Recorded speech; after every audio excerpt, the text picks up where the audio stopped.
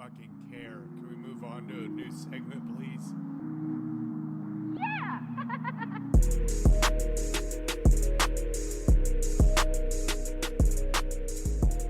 Welcome to Just Two Fans, a sports show about sports, Obviously. about life, Because sports are life. and about just whatever the hell we feel like talking about. So, let's go. What is up, everybody? What's good, y'all? I'm Jay Freelander. That's Eli Johnson. That's me. And the man behind the glass is back this week. And that's Cameron. Say hi, Cameron. Hi, Cameron. Good job, buddy. Dude, let me tell you something. Every time I hear that intro now, I'm reminded about how poor our sound quality was. It was really shitty. Before we got our new mics here. It was really bad, man. And it's I'm glad that we've upgraded, you know? You remember The back in playbook? the playbook days when we started with those headsets? Dude, we started with headsets and then we moved to like $30 mics, and we fucking made mic stands out of a pot, like a plant pot, a dowel, and then we glued the fucking like the mic screw on there, dude. It was so ghetto. And then we put pantyhose over the fucking ring. It was the most ghetto shit we've ever done, and it was so sick. It was It was sick. incredible. I wish we had video from that. I know, right? I mean, I have some really, pictures from when we had the headsets on. I don't think I have any pictures from the mic stands. that's probably a good thing, honestly. We don't need pictures. Probably a good thing.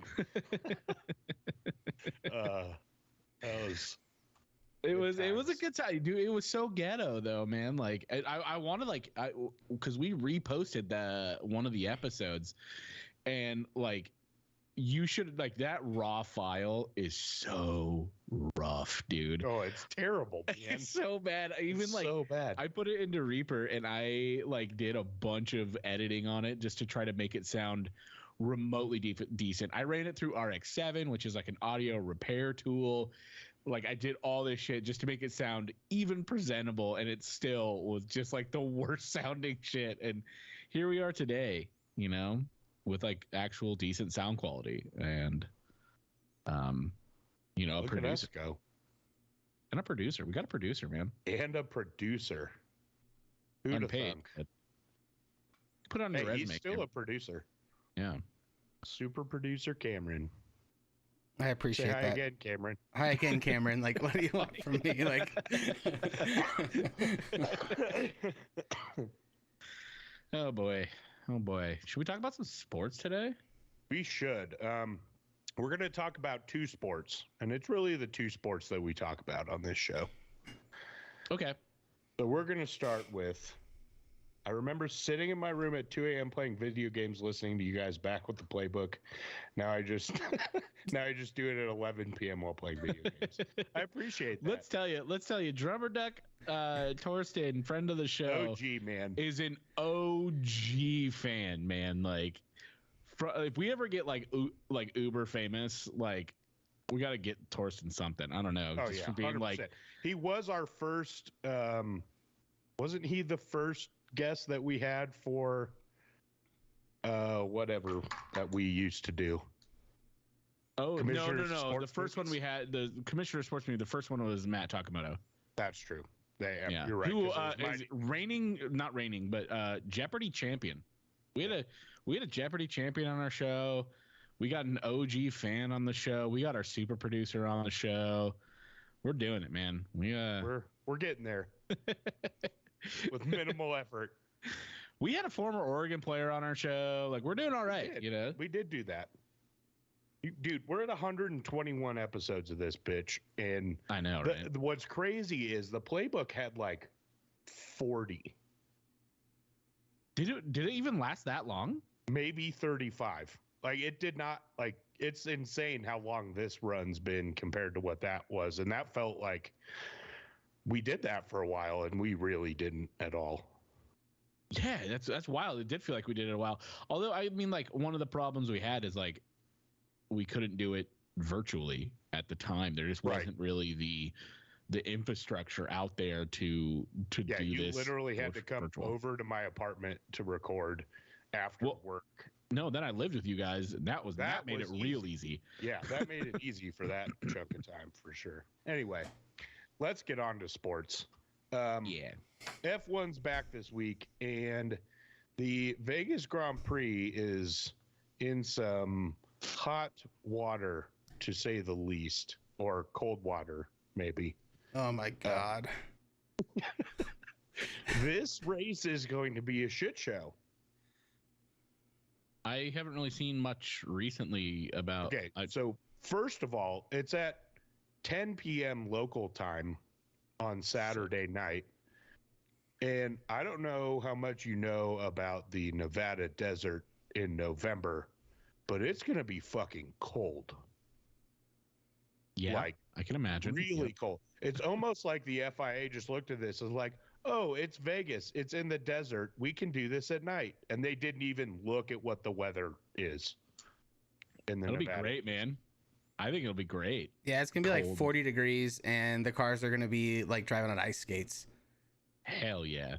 Yeah. So what we thought was going to be a ridiculously fast race is probably not at all, because they're not going to be able to keep those tires warm at all. It's true. Yeah, it's gonna be slick out there.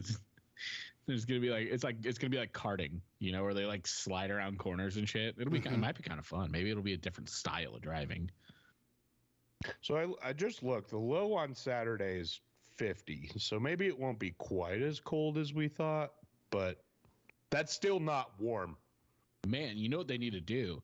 They need to get Nikita Mazepin out there because he could drift those corners all fucking day, man. He'll just drift those corners in his F1 car. He'll oversteer a couple times. It'll be fine. It'll be hilarious to watch. I'm interested to see, like, everybody's all up in arms about the like walkways getting blacked out and stuff. It's like they do this literally everywhere, right? Am I wrong, Cameron? So Like, I feel like it's just not a unique thing to Vegas. So there's a couple sides of it, right? Like people in Vegas love to bitch about what happens in Vegas, but Yeah.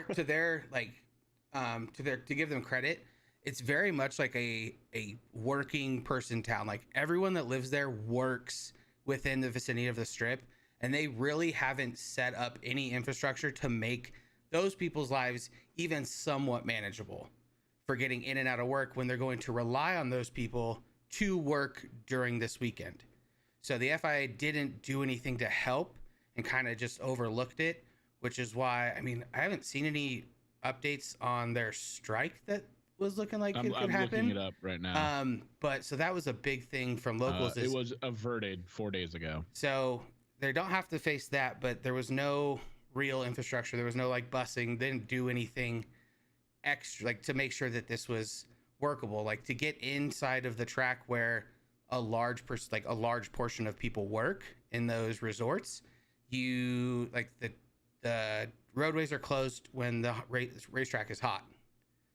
So Yeah. you now have like that's your only, you can only leave in between sessions, and even to get in there you have to show cause, which people that work there can, but a lot of people either take public transit in or you know whatever. So it wasn't great.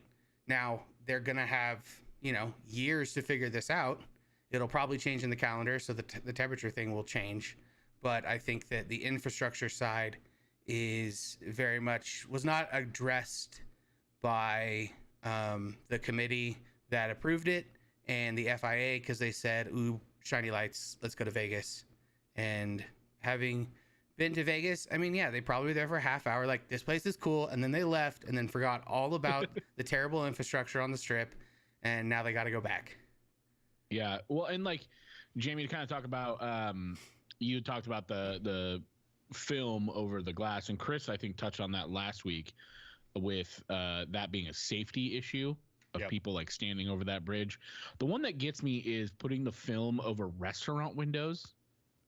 Like, not only is that like just kind of dumb, right? But like you're kind of taking money out of the pockets of those restaurants, because could you imagine what they could like reserve those seats for? So the opposite side to that is they could absolutely reserve those seats. They could also then pay the FIA so that they could have viewing. So that was always an yeah. option. But they did kind of back down on how extreme they were going to be on some of that for restaurants. The walkways, I saw a video from a dude I follow on Instagram that they put the films back up and then they put a cage that's like in front of the film that stands off about 6 inches. Yeah. And like you can't get to it now. Like that was like always part of the plan. Like they knew that people were going to pull it off and they needed a cage because glass doesn't stop cars anyways. So they had to put a cage and a net over the top to make it fully enclosed. So, but yeah, I think that, you know, they've got good reason to complain about it. I feel that, you know, they need to let the Europeans do all the complaining and just understand that this is going to bring a lot of money in. And, you know, it's growing pains to add the glitz and glamour style race. Did you guys see the curbs? Yeah. Those are dope. So cool, dude. Everything about this race, other than the like logistical mess that it is going to be fucking spectacular to watch. Yeah, it's absolutely. going to be beautiful. The cars are going to fly if they can stay warm. Like, it's going to be really sick to watch. And at night, like, I get why you're doing a night race in Vegas. You want all the lights up. Like, I get all of it. I also understand the complaints, but this all to me feels like first race growing pains. This event in the next 2 to 3 years is probably going to be really sick. And they're also probably going to, I would imagine, make the circuit better over time. One would hope so. Circuit is pretty lackluster. I saw some of the I think it was a stream that Lando had going, and he was doing it on F123 or whatever, and it was like his first lap, and he's like, "This circuit's actually pretty cool. Like, it's not super technical, but he's like, as a racer, like, there's a lot of opportunity here for some exciting racing." Yeah, there's some great corners for overtakes. That first corner off the start finish straight is going to be nuts because you can get up to like deep into like 7th gear and then you got to get on it for a hairpin. And yeah, it's going to be a wicked cool experience. Yeah, there's growing pains. I think they'll address more of that. But at this point, it's done. Nothing's going to change until next year. It's definitely one of those things that this is a big money sport, and the guys with all the money that brought it there were the ones that made the decisions. And when the guys who have all the money make decisions, the people that don't, or the people that work for them, tend to suffer a little bit. So I think that they'll just need to stick to their guns and kind of reevaluate and make it a better experience, because it's going to be rough for people to go and watch the race as well. Like, it's going to be a hard experience. It's going to be different than any other in that you can't walk around the track. You get a ticket and it gives you a sector, and that's your only area that you can be in with that ticket. Yeah. But I'm excited. It'll be cool to watch. Night races on Saturdays make my Sundays better. Yeah, that's what's going to be really cool, is it's going to be a night race on Saturday. Like, I'm excited about that. In Vegas, man, like the lights, the strip, like everything about the visuals of this is going to be fun. Yeah. I mean, it's a setup for a great sports day. The team, CU's out of town, and so I get to watch football all day. Don't have to go anywhere, and then I can watch Formula One and call it a night at 1:30. Love that. Yeah, dude, it's gonna be sweet. Just football all day, and then Formula One all night. We should live stream Saturday night. I can do that. I can do that. All right, you heard it here first, Twitch. We're gonna live stream Saturday night, and guys talk about racing, and maybe we'll just do some football talking while we're there. You know, that's how it goes. Who do you guys got in this one? Max. Okay, who's coming in second? Lando. Lando. Cameron? I want to say Charles, but I know that it's going to be Lando. It would be great if Charles say Charles too. I want to say Charles too, but it'd be so cool to see him continue to get better. But yeah, it's going to be Lando. Oh, you know what? I might not be able to live stream Saturday because my cousins are here. Oh no, that's next week. Sorry, it's not Thanksgiving this week. That's next week. It is not Thanksgiving. What a roller coaster we just went on. That was wild. What a I journey. think What a journey. I am also picking Lando to finish second. We'll see. I think it's going to be interesting, and I'm looking forward to, the practice sessions and seeing what they think about the tires and what Pirelli has to say about the tires. So, I You know might, what I I'm may even excited amend that at some point. So, You know what I'm really excited about? Hmm. GM being officially confirmed as an engine manufacturer for 2028. Andretti Racing, here we come, baby. Here we come. That like all but confirms that Andretti's in, right? Yeah, no, I mean, it does. Well, yeah, but no, it does. It makes their case a lot stronger, right? Since they're like they'll be the power unit supplier for them, and since Cadillac's owned by GM, like it definitely makes a stronger case. But no, It it all but doesn't confirms it. technically. I mean, it's That's what all but means, Cameron. no, Technically, it doesn't confirm it, but like dude. the momentum is now there, like you said, which basically means we're gonna see Andretti Racing in the near future. Dude, F1 owners are spiteful bitches. They could take GM and leave Andretti out. That's very true. They could do that. But I don't know. Yeah, seeing that news was exciting for sure. Man, though, like if you could capture the American market with an American team, because that's like what you need, right? A lot of Americans don't feel any sort of like Connection. connection to any of these teams. Maybe Red Bull, because Red Bull's really big in the United States. But like, can you imagine like a true American team with how patriotic these fuckers are out here? Like that's game on, baby. Like, Especially race fan, like yeah. car racing fans. Oh my God.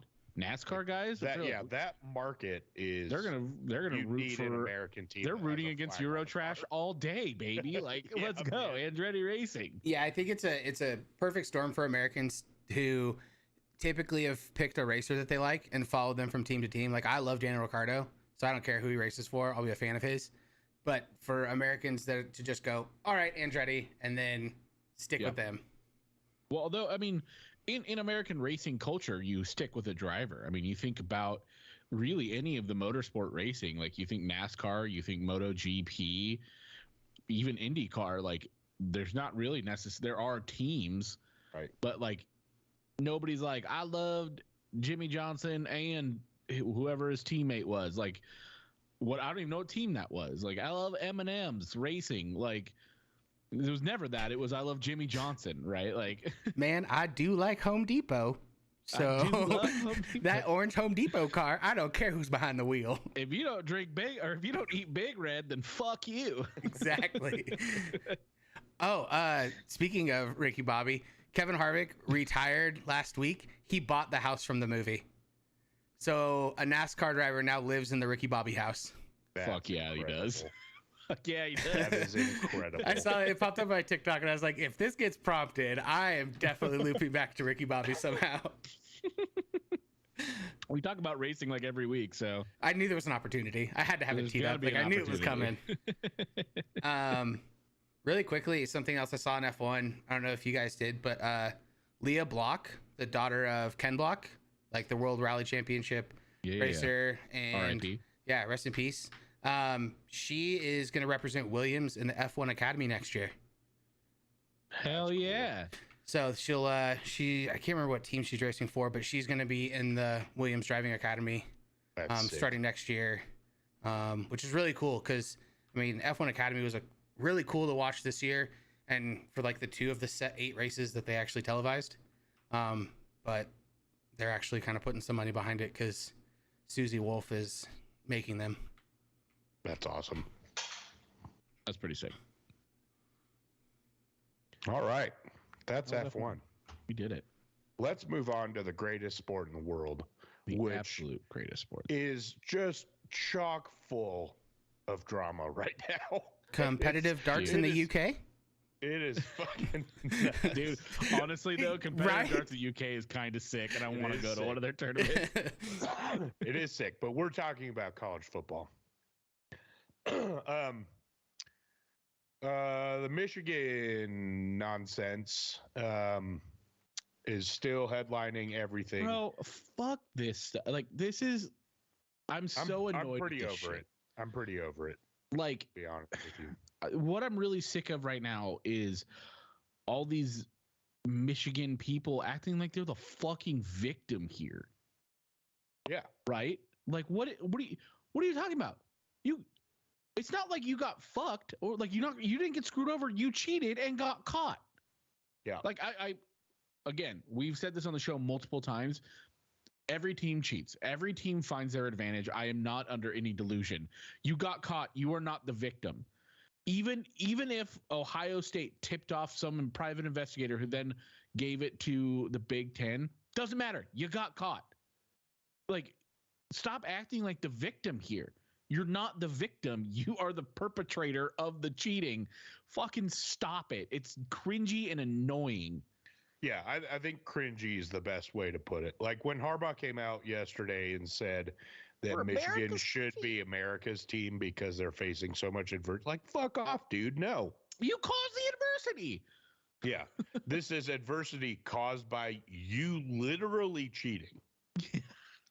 Like, there's no adversity here. You guys cheated. Like, the whole thing's stupid, but it's going to take forever for this thing to work itself out. Harbaugh's been suspended for coaching in games for the rest of the regular season, which is essentially a slap on the wrist. But It's three games. Yeah. Now, two of those are really big games, right? The 1st one was Penn State, and for your team to find that out literally while they were on the team plane to get to Penn State, like, that's pretty shitty. And for them to do that the night before a game, that's kind of shitty. But I mean, like, you got caught cheating. You had to expect something. And here's the thing. It wasn't like there wasn't lead up to this, right? Like, early in the week, there were reports of them like suspending Harbaugh. And so, like, if you're a coach halfway worth your salt, you are prepping for that the second you hear that rumor, right? Well, they did. Yeah, and then also it's like I'm interested to see how they're kind of going to enforce this, because like, what's stopping an assistant coach from having an earpiece in his ear, right? No. On like a phone call, nothing. And like, after the sign stealing and how deep it went and how crazy it got, you gonna put that past a Michigan team right now to have Jim Harbaugh on the sideline in an earpiece? No. So it's basically a nothing like, punishment. Jim Harbaugh doesn't call plays. Like, how much? Like, Yeah. truly, like, in the middle of a game, how much does Jim Harbaugh do? He calls timeouts, and he makes a decision whether or not to go on it for fourth down. Like, kicks, ones, twos. Yeah, essentially. And he can coach somebody up on how his philosophy, and he probably already has, and it's really not a huge deal. Yeah, he can text the coordinator up in the booth. Yeah. Yeah. So Go for it here. this is going to remain in the news for a long time. Yep. It's just annoying. It also, like, another like side to this that's really annoying to me is, like, if they lose any of these games, it's just going to be excuses the whole time. That's what I mean. Every team does that. I know, it's just going to be annoying. Every team, it is. But I can shrug. Like, I can just say, "Shut the fuck up! You guys cheated and lost." Yeah. I don't know what to tell you. I mean, they're lucky other shit didn't go. Like, it was a worse punishment. Truly. Oh, and it still could be. The NCAA could still do something. True. So, this is far from over. Michigan's going to fight it. Like, this whole thing's a mess. But, whatever. I think that's enough of us talking about it. There's other drama, a lot of drama inside the Pac-12 today specifically, as Oregon State and Washington State were granted full control of the Pac-12 by a judge, in a state judge in Washington. I'm not surprised by that. The question that comes from this is, and they said in this that they were going to do nothing to be, punish the other 10. But like the initial reaction when the ruling came down was like, So you're basically saying Washington State and Oregon State could say all of the other 10 schools are ineligible for the Pac-12 championship game, and they're going to be the Pac-12 title. Yeah. So, but mean, they came out and said that they're not going to do that. And well, they also, I mean, but the question is that up to the schools? They're in charge of the conference. Yeah, but I mean, They are the board members. Wouldn't that go to Klyavkov to be like that? He would be the one handing down suspensions Probably, and stuff. but they could also fire him tomorrow now. True, they could do that. Like this could be full-scale espionage. There's like fire him, hire a Washington State alum, and rule everyone ineligible. Rule everyone ineligible. They said they're not going to do that. The question that has come up and why the other 10 are fighting this so hard is what happens to the Pac-12 revenue for this year. Oh. That's why the other schools are fighting this so hard, because they're worried that Oregon State and Washington State are going to take the full revenue share from this year's TV deal, since they were granted the rights to the conference. There's got to be legal language against that. And this is going to go to the Washington State Supreme Court. Like this is also far from over. It just there's a lot, like, yeah, on the surface, and your initial reaction was, yeah, that makes sense. They're the only two left. But below the surface level, it's like there's a whole lot of shit that those two schools could fuck up for everybody else. If they're feeling spiteful. If they felt so inclined, which I would not blame them for feeling so inclined. Even though it's not the other 10's fault that they got left out, they are getting left behind by the other 10. Yeah. So I totally... Especially with the financial state Oregon State is in right now with their new stadium upgrade and then not having a conference.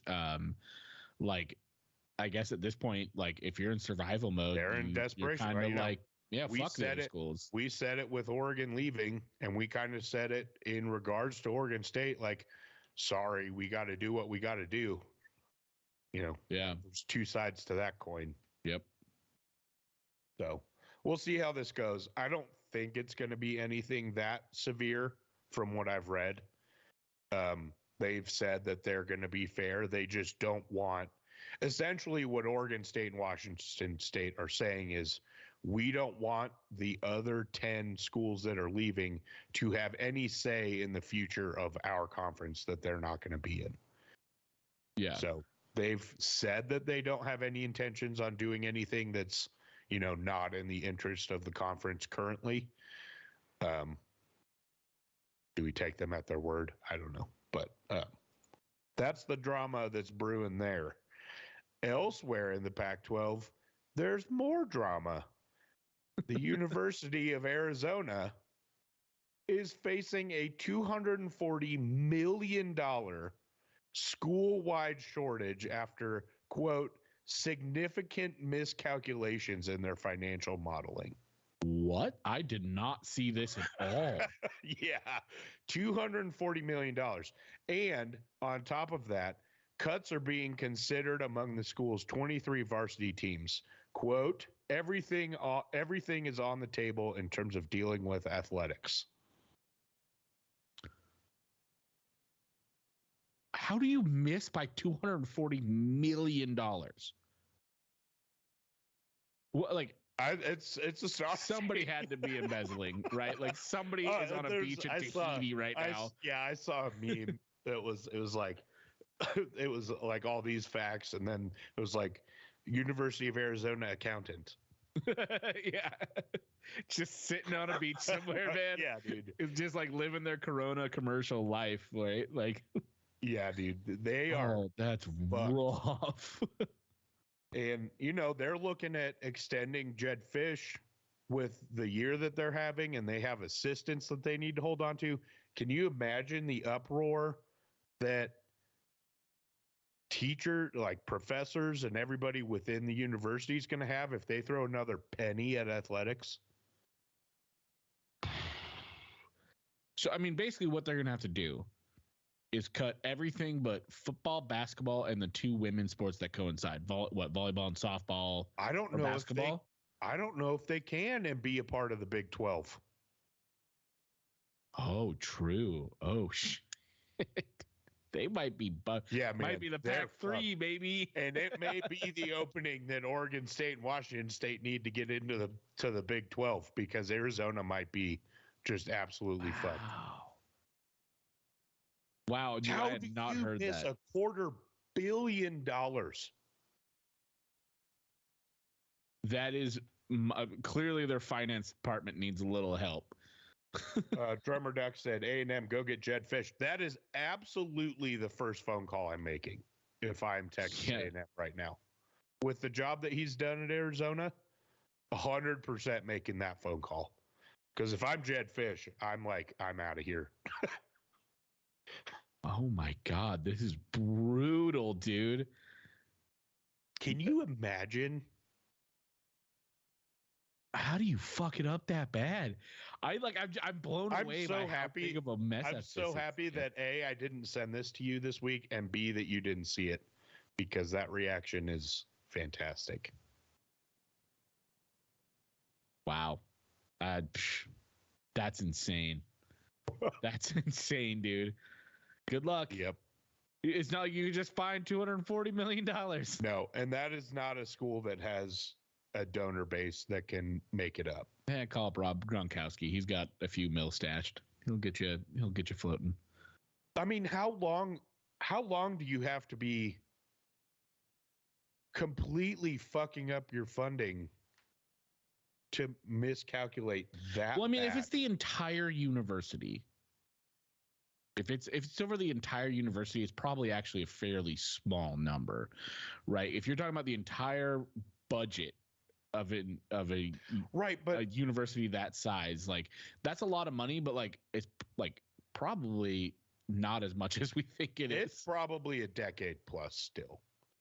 Like you have to miscalculate $24 million a year for 10 years to get to that. 24 mil, like I don't care if that's even small potatoes in your budget.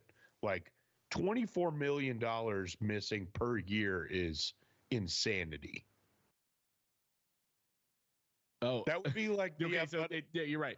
Sorry, I misunderstood what you meant by they were like. I thought it was like they just like they over budgeted, No. right? Where it was like we're actually or they under budgeted, I guess, which I guess is true. But he's like the president of Arizona, the University of Arizona goes, it has become clear that we overinvested and that some colleges and units have overspent. You're right. That takes decades. Yeah, To overspend by that much money. that's like the athletic department not cashing in on their TV deal for 10 years in a row. And like what? College costs an arm and a leg. Yeah, dude. How the fuck are they not making Yeah. money hand over How- fist? Well, how there has to be embezzlement. There has to be. There has to be somebody. Somebody has to be saying like, "Yep, numbers are good," or a group of people saying, "Yep, numbers are good," and the numbers were in fact not good. And then all those people are gone one day. Fucking out on an island by themselves with Oof. $250 million. Yikes, man. That's gnarly. Yeah. Well, I'm reading the here problem that is it's also not great that at the beginning of COVID, the university loaned the athletic department $55 million. Oops. And the athletic Yikes. department's budget is $100 million. And they have it broken down that $40 million comes from the Pac-12, 30 from total ticket sales, and then they really hope that final 30 comes from philanthropy and other contracts per year. Yikes. But the 30 million for university, ticket sales? yeah, well, across all athletics, Still. yeah, I understand what you're God. saying. Their It's- football season last season, like Well, they I mean, probably got nothing last year. If you're a university, the easiest thing to cut that costs a shitload of money is athletics. Yeah. Athletics or arts. Those are the I two don't know things. how they. I don't know how they. I don't know how you recover from this.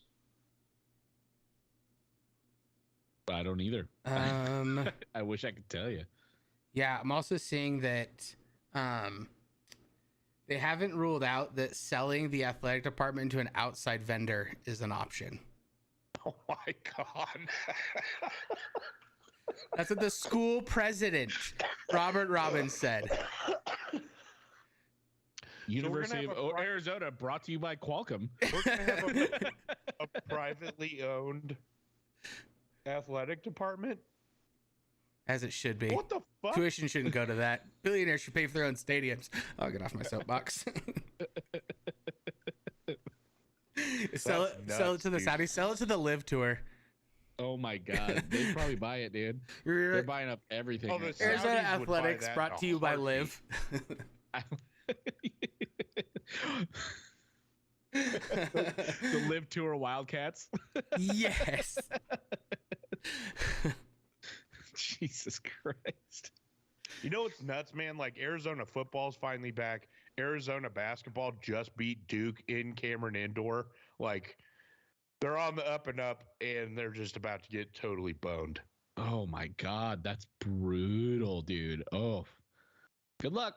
I kind of feel bad because like I've never, don't.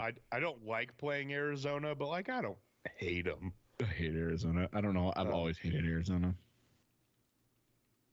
I don't know. I don't know why. It's I mean, they're okay. fun to It's good watch for this you. year, but Anyway, so that's what's going on at Arizona. Jesus. On top of all of that drama, the coaching carousel has officially begun.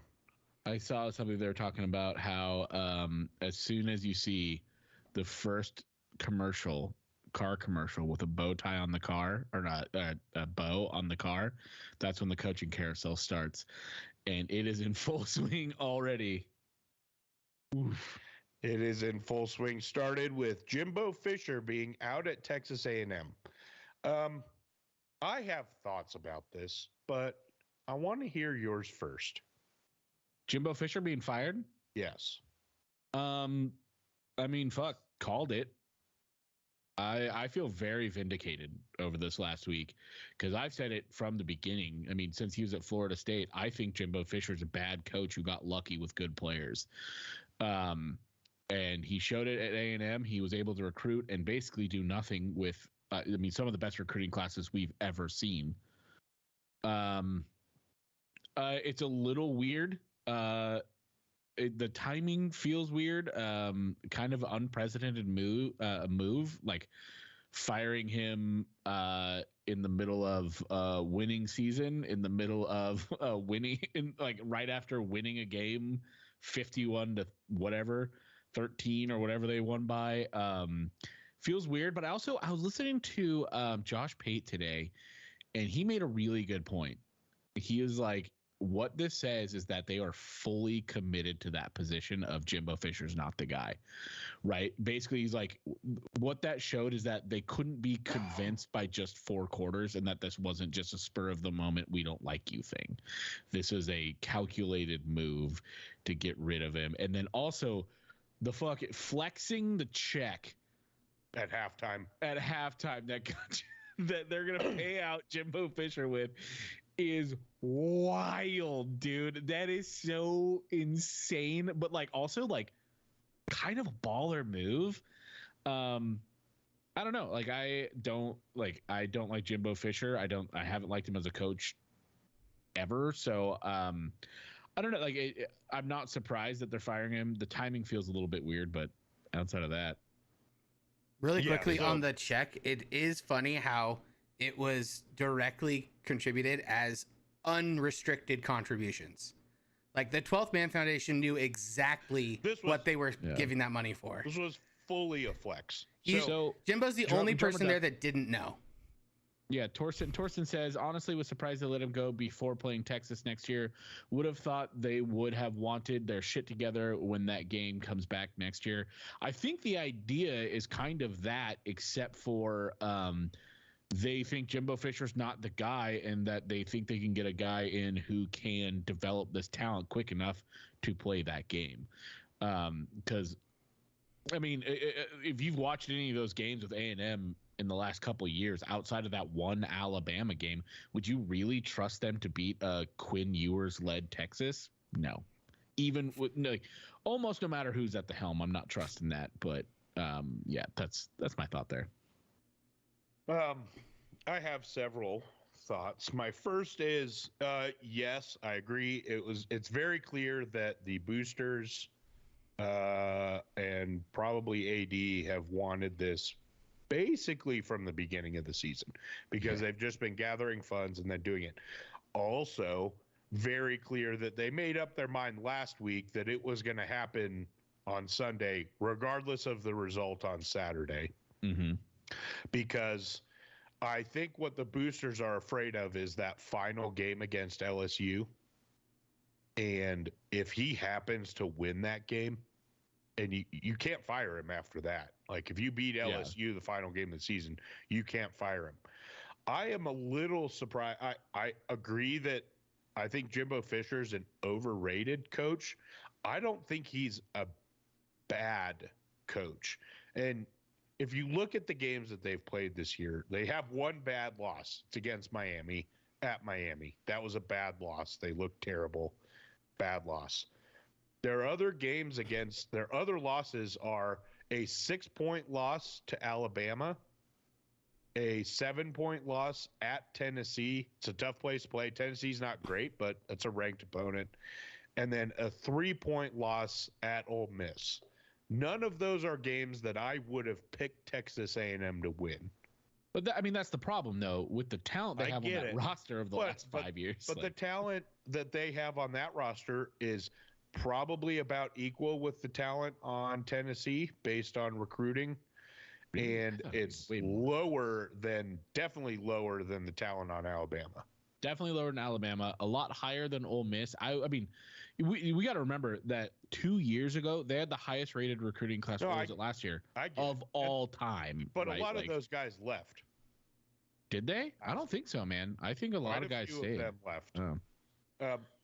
Either still, way, I don't like Jimbo Fisher. I think you're right. I think he's overrated. Do I think he's like hot garbage? No. That spot is reserved for the likes of Carl Durrell and many others in Colorado coaching history. But here's the next question though. Like, what is Texas A&M? Should Texas A&M be viewed as a destination job in college football? They have won 10-win season this millennia.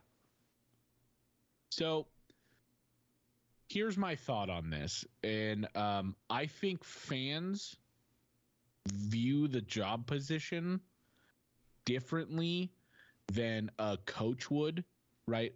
If you're looking from a coaching perspective, you have basically at this point unlimited money, right? They've shown that they're willing to invest just an unbelievable amount of money to win a football game, right? 2, the guaranteed contracts. Fuck yeah, give me that in case I get fired. Look at Jimbo Fisher. He's going to be sitting on an island the rest of his life with $75 million because he did such a bad job. 3, with the talent on this roster, and Torsten did say that they most of those classes are still intact right now. The roster is basically turnkey if you can get anything out of the talent in order to compete immediately. And the facilities are rivaling.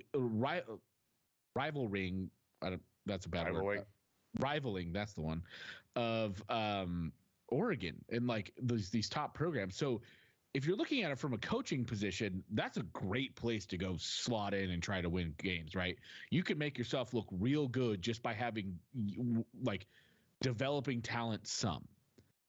From a fan perspective, it makes no fucking sense, right? Because like you said, one, you've got temperamental boosters, clearly temperamental boosters, right? I mean, like they fired someone real quick. I mean, they've had like 11 they fired the last 11 coaches they've had, right? Clearly temperamental boosters.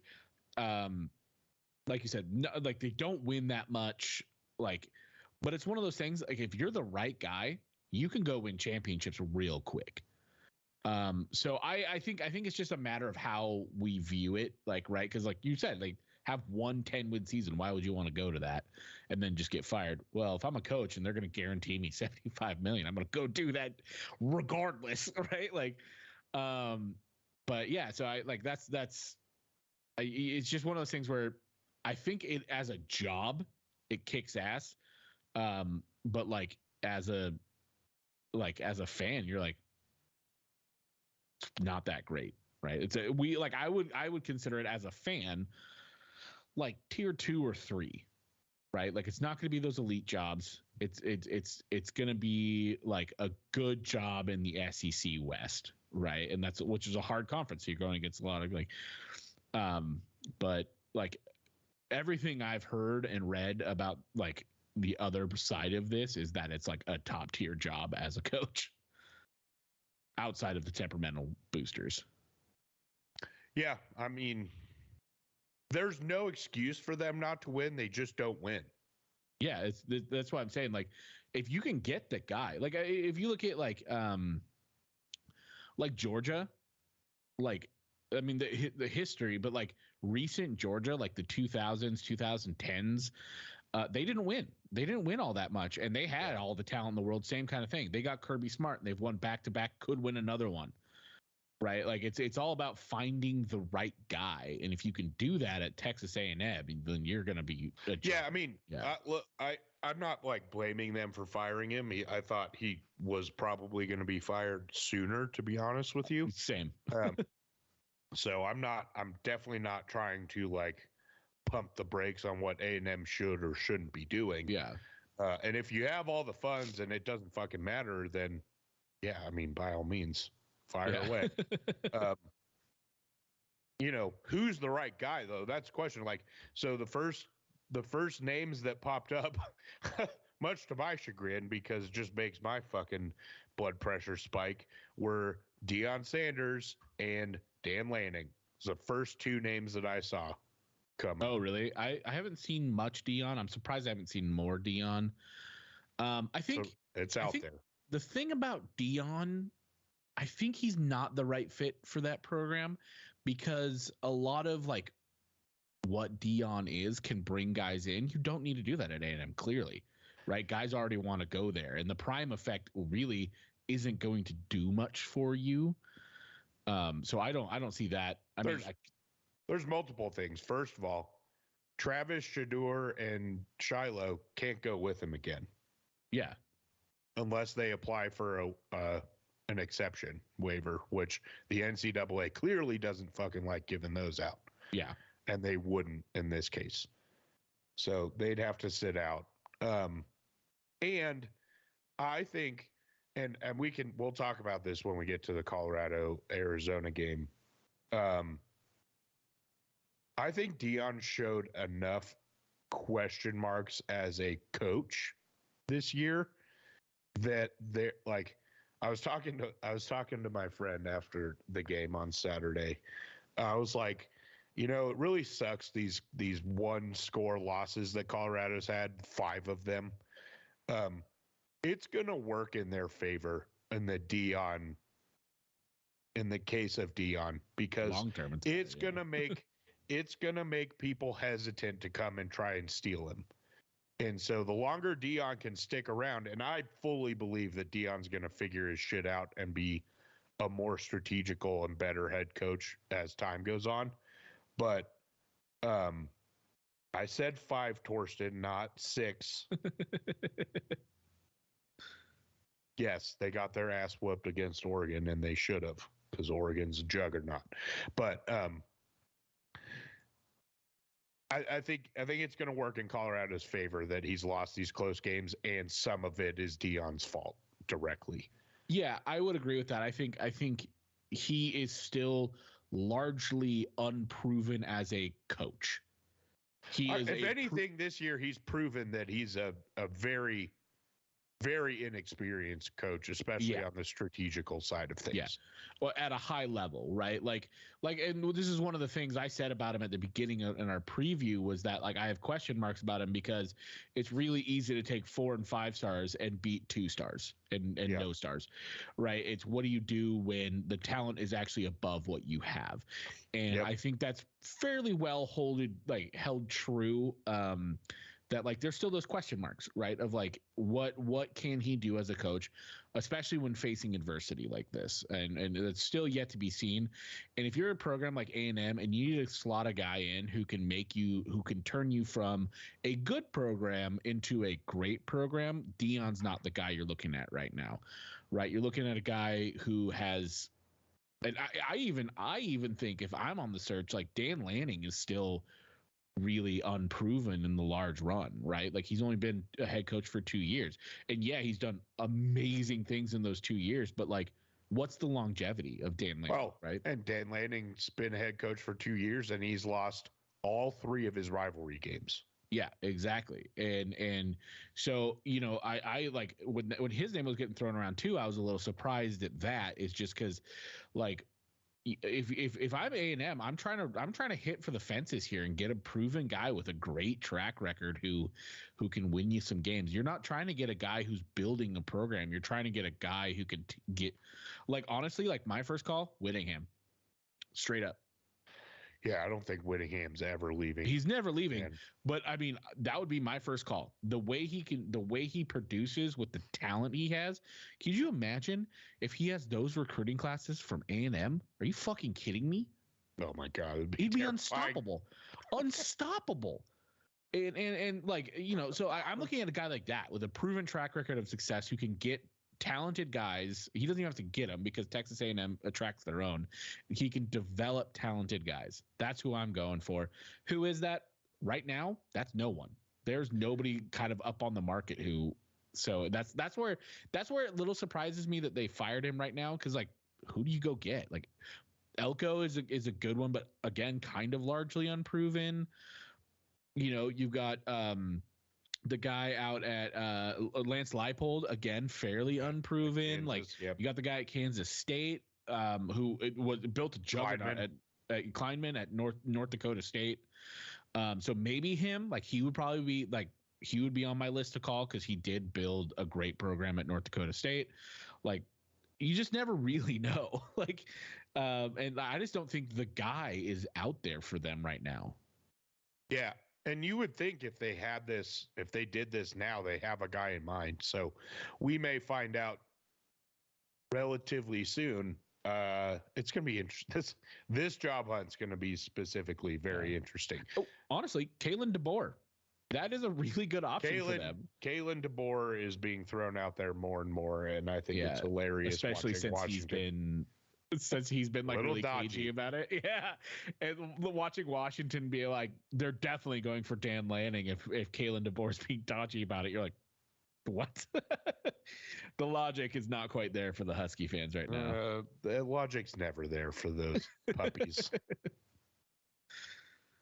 Other coaching, though, I'm going to get back to Dan Lanning here in a second. There's other coaching vacancies that are being discussed and or have happened. Zach Arnett is out at Mississippi State. They hired him directly after Mike Leach passed away this last summer for continuity. Clearly not working out. Not surprised.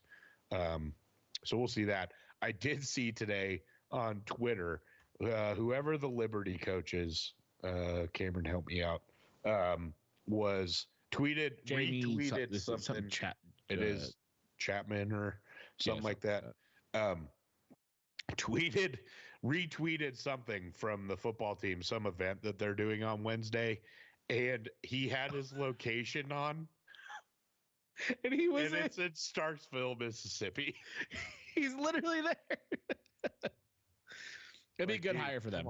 Come on now.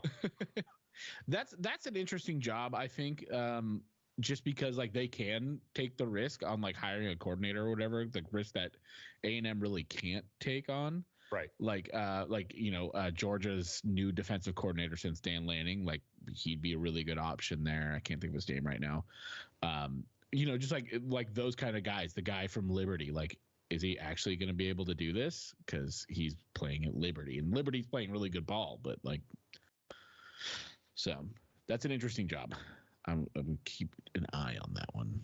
Yeah, that tweet, I love he posted his like programming note about, a video, and then he like quote tweeted it and said, "See everyone on Wednesday." And the first response was, "Coach Chadwell learned a valuable lesson today about turning location off for his tweets." Yeah. It just circled where it says Starkville, Mississippi. Yep. Yep. So silly season is in full effect already. The coaching carousel has begun. We'll see what shakes out. Rumors tonight that Chip Kelly is going to be fired at UCLA. I think that is a terrible, terrible move by UCLA. It's a very UCLA move, though. But it is a very, very UCLA move. That's like one of those things, like he finally built a defense, and they're like, yeah, but you're starting a freshman quarterback and you're not winning in one of the in what is widely considered the toughest conference in the country right now. That is like one of those ones where it's like, UCLA, stay in your fucking lane. Like, understand what you are, and like understand where this guy can take you. If Dante Moore could have another year under Chip Kelly's offense and learn, like, he could be a fucking stud. He's had flashes of absolute brilliance this year. Yeah, man. I mean, if you look at UCLA with Chip Kelly at the helm, he took over in 2018. They had 3 wins. Bad year, right? 2019, they had 4 wins. All right, slight improvement. 2020 doesn't count. 2021, they were a 1, 2, 3, 4, 5, 6, 7, 8-win team. 2022, last year, they were a 9-win team.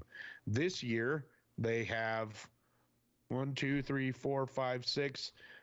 They've got USC and Cal on their both winnable games to get to 9 and maybe 10, or to get to 8 and then maybe 9 again in a bowl game.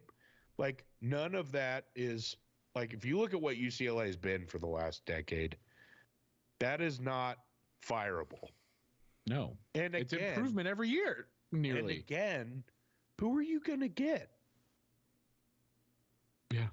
And why now they're coming out and saying that he's going to coach the USC game and then they're going to fire him? Like, no. That's not how this works. So fucking UCLA is going to UCLA, I guess. So have you heard that? One of the names I got thrown around for the A&M job is Jonathan Smith. I have heard that. Oregon State.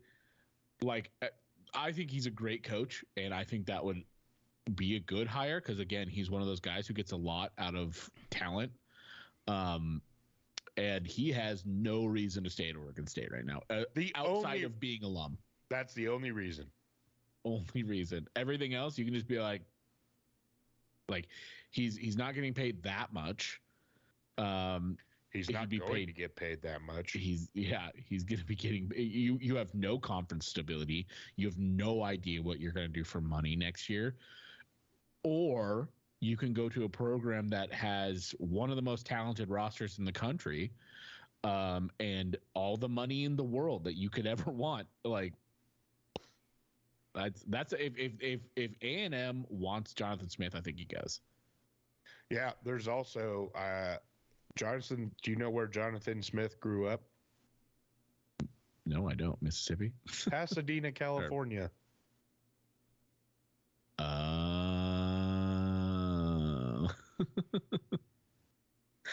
Oh, there may be some mutual interest here.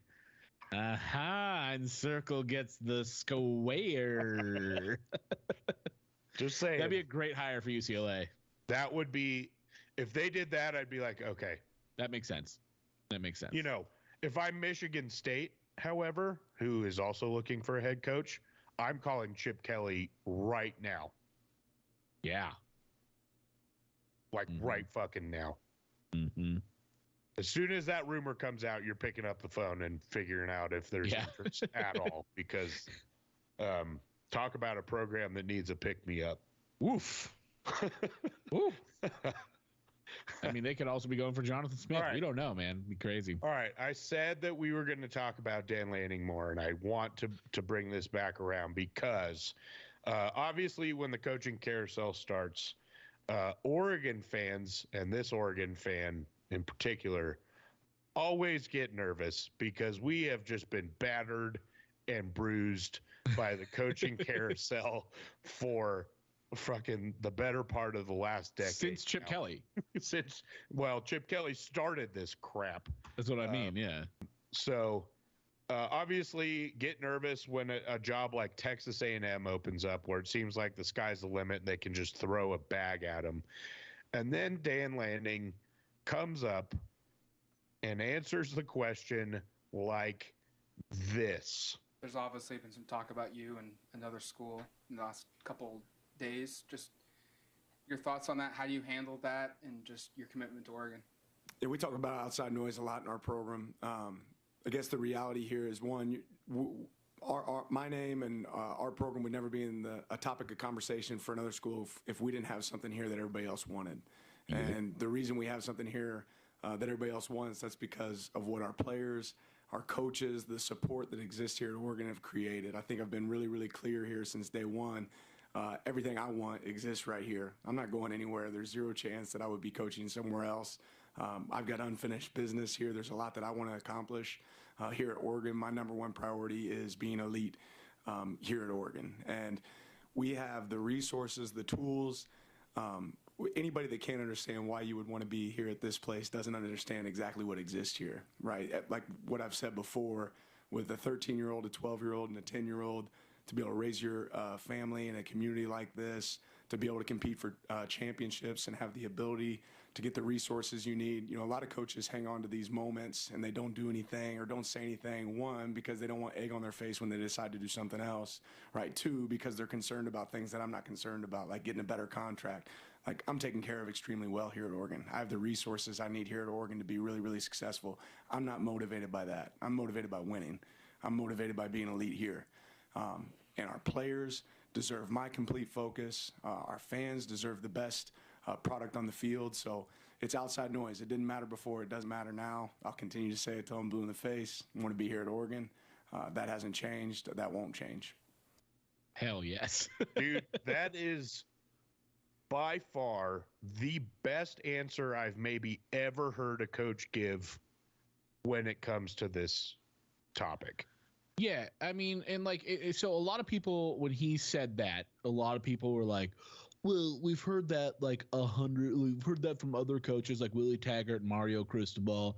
And I saw a video clip today of them being put together, and they are entirely different statements. Cameron, do you have some of those with you? Buddy, you are lucky I am back for this week, because I couldn't do this. Yeah, the first Let's one. hit with Willie Taggart first. Willie Taggart. All right. Yeah. We keep asking and fans keep wondering because there's never been a definitive yes or no from you. So will you be the coach here next year? Can you say that? Why wouldn't I be? I'm a football coach. I mean, you guys act me that like you're trying to get me out of here or something. I'm like, okay, you can just I cut would better that than there. that. Totally different kind of answer. That's a completely different answer. Now hit us with Mario Cristobal. With the Oregonian, Mario, much of the hours leading up to the game was spent on reports regarding your future. Do you intend to sign a contract extension at Oregon, or will you accept the Miami job if offered? Yeah, I don't know what you're into. When you say someone's offered, I haven't talked to anybody. So let's not create narratives, okay, as we sit here in this press conference. So Oregon is working on some stuff for me, and that's what I have right now. And that's the extent of that conversation. Okay.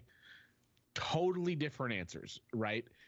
Both of Willie Taggart and Mario Cristobal, both of them dodged the question, right? They said, I like it here. And I want to key in on one phrase from Mario Cristobal. One phrase. And that is, Oregon is doing what they can to take care of me. We should have known right there he was gone. Right? Or doing what we can for me. We kind of did. The thing with the thing with those answers and what has stood out to me with Kalen DeBoer's answer, I don't know if you've heard Kalen DeBoer's answer. Yes, I have. That's where I was going with the thing phrase. The thing that stood out to me with both Willie Taggart and Mario Cristobal is they came across as offended at the question. Right? They're like, why are you even asking me about this? Yeah. And Dan Lanning was like, yeah, I'll answer this question. I'm not fucking going anywhere. Period. Yeah. I have no reason to. My family loves it. Everything about this place is incredible. If you don't understand why this place is incredible, then you just don't get it. I get it. I'm staying, period. Yeah. Like, left zero doubt. The other two are like, why are you even asking me about this? We have football to play. Yep. Well, it's like Willie Taggart being like, you know, I'm a football coach. Why wouldn't I be here next year? It's dodging the question, right? It's dodgy. And one thing about Dan Lanning that you could say is everything he said has been 100% true. Yep. Right. And the fervor in which he said, I'm not going anywhere, like, you have to believe him. And I was talking to somebody at work about this today, and they were they think he's gone, right? They think Dan Lanning's gone, yada yada yada. And I was like, here's the thing: if Dan Lanning does leave, if he goes to the Texas A&M job, then he was never the guy anyway, right? Look, Oregon has gone through the Mark Helfrich era. They hired Willie Taggart, who left after a year. They hired Mario Cristobal, who left after a couple years. Guess who's still fucking standing? Oregon. Right? Like, guess who's not in football anymore? Willie Taggart. If he is, he's irrelevant. Look what Mario Cristobal has done at Miami. They're fine. They're okay. Are they any better than they were with Manny Diaz? They're Not arguably really. worse. They're arguably worse. Like, if like, Oregon has stood the test of time as a great program, so they're just going to find the next guy. However, everything Dan Lanning has ever said about Oregon is that he believes it is the place, right? And like, his wife, by all accounts, absolutely loves Oregon and Eugene. And like he said with his boys, like, it's one of those things where the fact that he just said it straight on, if he doesn't do it, it's the same reason why he did like they're doing it for clicks, we're doing it for substance, right? He wouldn't have said that if he didn't know that they were going to destroy that game. Same thing with this. He doesn't say it unless he knows that he is staying as long as he can. Yep. Yeah, I heard that. That press conference was unlike any other that I've heard from a coach that is facing this type of question. Yep. It's unlike anything I heard out of Dion today. It's unlike anything I heard out of Kalen DeBoer. I haven't heard Jonathan Smith talk about it, so I don't know. But historically, it just doesn't.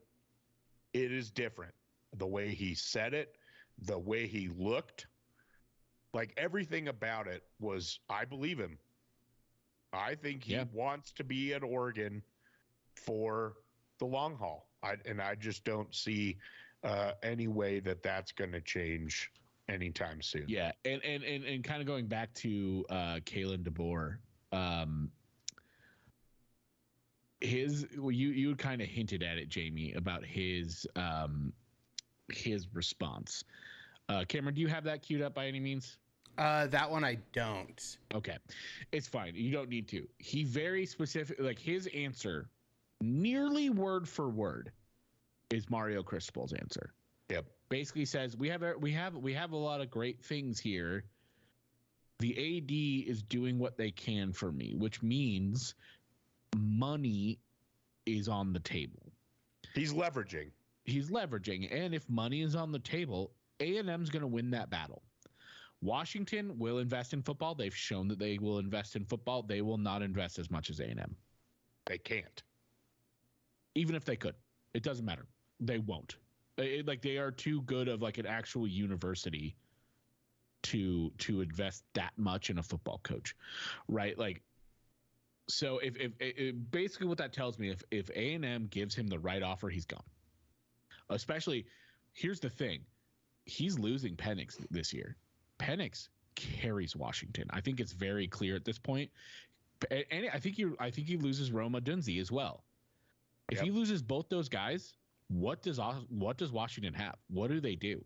They're going to be bad. I think unless they do something great in the offseason and get like a great transfer or something, Washington won't be good in the Big Ten. I think that's just total shot in the dark preview right now. We haven't obviously, but they without Michael Penix, what is this team?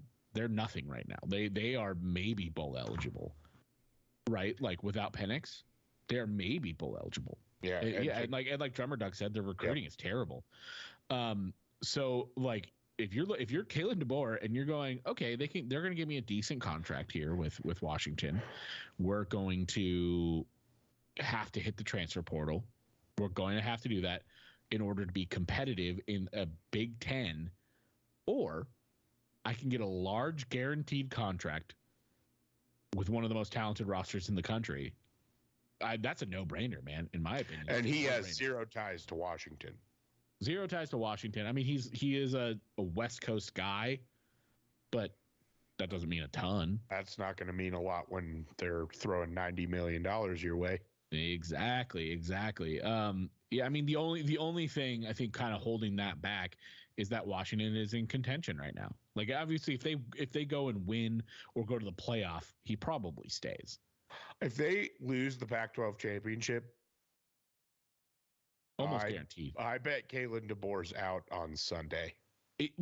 I guess it depends if A&M does make that call, right? Because there's no necessarily confirmed reports that they're making that call. Sure, but I mean, if they go, hey, Kalen, here's an offer for you, and they didn't win the Pac-12, he's gone. Even then, dude, if they if they win if let's just say the worst happens, and they win the national championship, the worst thing that I could possibly imagine happening. That is maybe like the worst thing that could happen. It would be the absolute worst thing of all time. It would be the worst thing of all time. I'd rather an asteroid just come take us all out than that happen. That's fine. At that point, just what's Cold War 2.0. Except just blow us up. All right. But let's say the worst case scenario that happens. That's leverage, baby. Especially again, like you look at that roster and the depth on that roster and what's coming back next year. Not a lot. So like just bail and get the money while you can, man. Yep. Oof. Yep. So that's the beginning of coaching carousel. It's going to be nuts over the next couple weeks. By the way, Jonathan Smith did say something, and it was along the lines more towards Dan Lanning, less towards Kalen DeBoer, like more certain of like, I'm staying here. He wasn't like fully, I'm staying here, but it wasn't like, we'll see what happens. Like, so if I was Jonathan Smith, I'd be like, thank you to my alma mater, but I need to take care of me. Bye. Yeah. All right, let's get into actual football results from this last weekend. I love talking about the coaching carousel, though. It's so fun. Oh, yeah, it is. It's a lot of fun. So let's start in Boulder, Colorado, Arizona. This game was back and forth. Colorado looked pretty good all day in this one until the fourth quarter. Which is exactly the opposite of how they've been the rest of the season. It is exactly opposite. And this game if I'm looking back at this season retrospectively, right? They started out hot against three mediocre to bad teams. They beat a struggling ASU team. They have 5 one-score losses and one blowout. You know what this is? This is 2015 Colorado. 2015, that's right, because they win. It's a very talented roster that's a few pieces away from being competitive. They are competitive in just about every game, but winning the competitive matchups versus losing them. They need linemen. There's just no two ways about it. If they have a line, this is a 9 or 10 win team with the talent they have on offense. And the way the defense has stepped up the last 3 weeks, this is a team that's solid. I would say they're more solid for sure. Like I've been fairly clear, I think, in the last couple of weeks of how like low I am on their defense. That would need to like obviously this year, like the 1-score games, like they would be winning like more this year for sure. That defense is rough, and if even like they've improved for sure, but they're still rough. They're still pretty bad. So when like one of the factors in that is like they got the offensive lineman, that means their offense is scoring a lot quicker, right? They're boom, you know, they're in the end zone because they do have the skill positions to score on any play.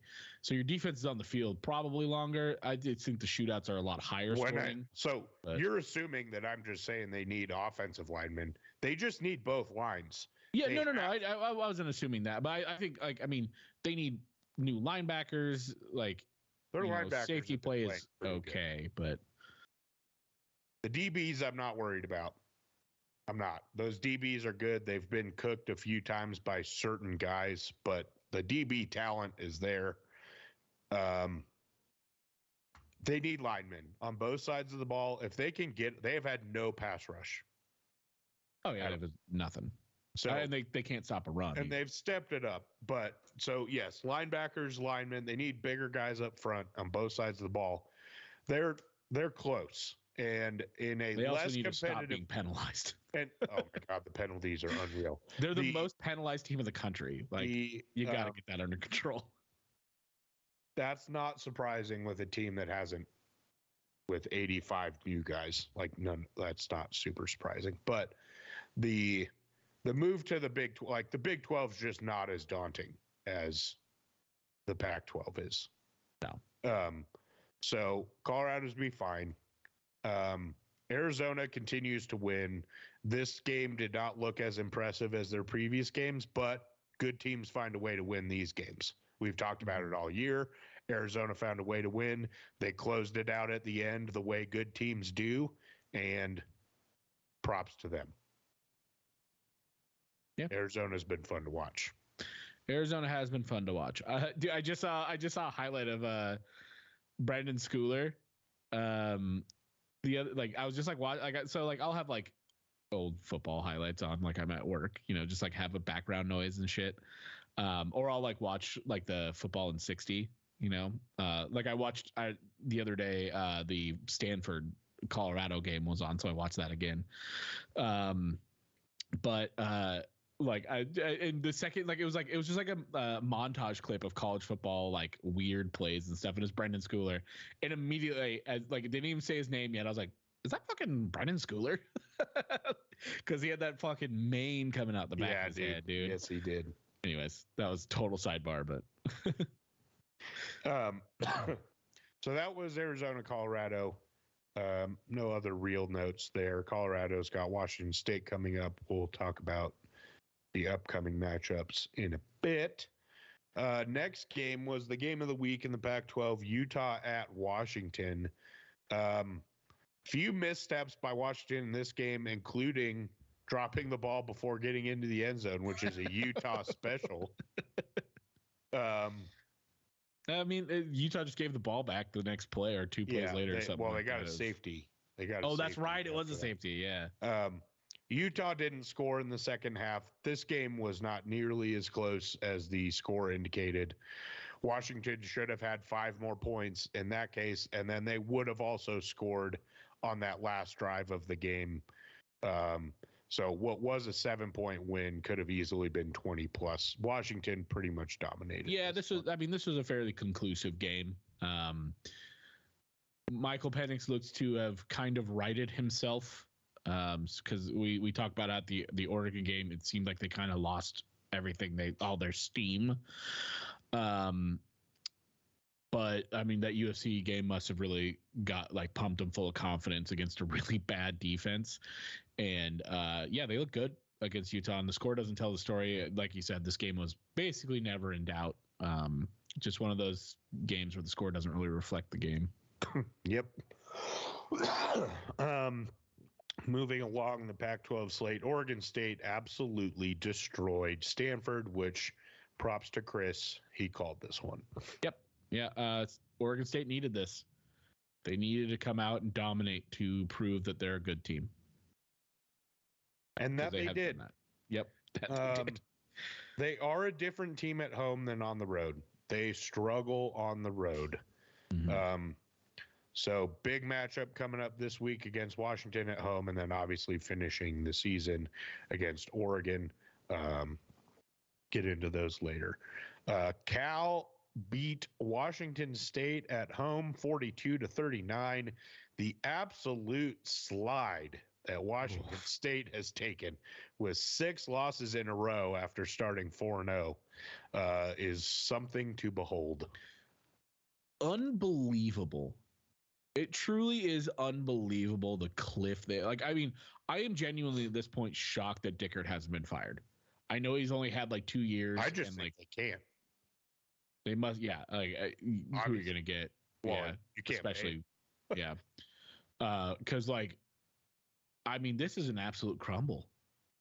And they could very easily lose to Colorado on Friday. Spoiler alert, that's what I'm picking. I was really high on Washington State, and I felt very vindicated at the beginning of the year. But oh my God, this team has been coached into the fucking ground. Yeah, see, I feel vindicated in the other direction because I thought they were going to be crap, and I looked like shit to start the season, and then lo and behold, like, how in the world did this team beat Oregon State? That's astonishing to me. Yeah, dude. Again, it's like it was like they were playing well, and they they were playing really good football. Just like they beat Wisconsin. We don't know about what? Yeah, like that UCLA. Like, I wonder if like UCLA just made them lose all confidence in themselves because they've been. I think it was the Arizona game at home. Oh, I mean that was 6 points and got absolutely murdered by, at that point, a struggling Arizona team. That's probably the one that totally broke their spirit. Yeah, because this team, I mean, it's very clear that this team is lost. Like, Dickert has lost that room. Like, this team doesn't believe in itself. They like, even like Cam Ward had a pretty decent game. He threw for 354 yards and 3 tugs, 1 interception. Not a bad game. They still lost. Yeah, that defense has been woof. They started off hot. I guess teams just figured it out. Like, I don't know, man. Woof. Yep.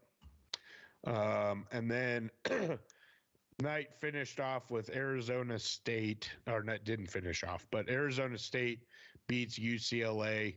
UCLA's offense is just non-existent. Just not there. It's just nothing, man. And let's credit where credit is due. Arizona State's finding some groove, right? They're not great. Playing good ball.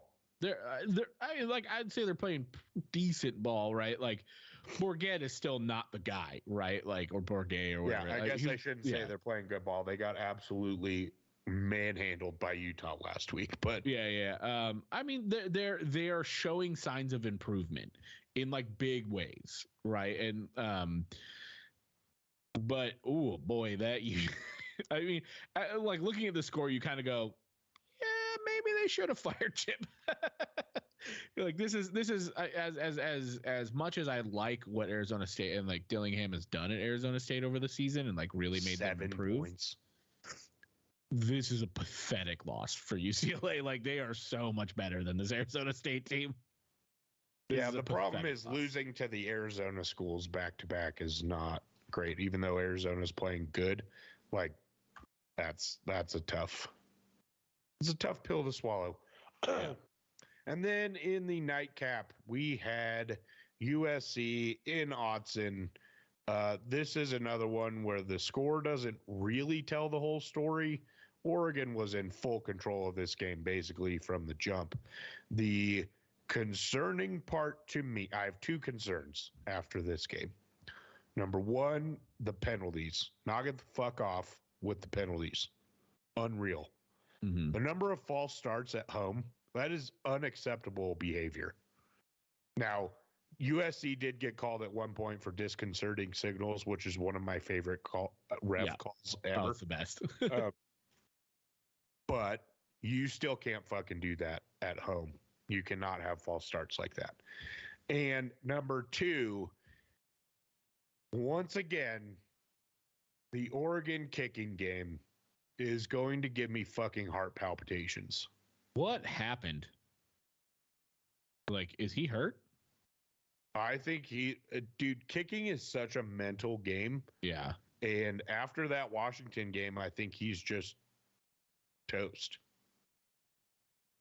Yeah, man, that must have broke him. Like, that's rough. Yeah, I mean, 2019, he had a 64% field goal percentage. Not great, but he was a freshman. 2020 doesn't count. 2021, he had an 81% field goal percentage. 2020, last year, he had an 87 make percentage. He was 14 of 16. And then here's another thing on that, just real quick. His two misses on the season. Two misses were from 50 plus and 40 to 49 yards. Yeah. Everything else inside of 40 yards, he was 100%. And then this year, he is back down to 9 of 14, 64.3%. To be fair, he's only missed one field goal under 40 yards this year. It was a big one, though. And I don't know, man. No more games coming down to field goals, please, for the love of God. Yeah, man. I don't know if I can take it. Yeah, I agree with you with this game. Like, I missed the second half because I was doing the greatest problem is thing. The second half is where they were sloppy. Yeah, but here's the thing: going into halftime, I was like, I'm not worried about missing the rest of this game because I was doing the greatest thing in the history of humankind, which was a Star Wars burlesque show.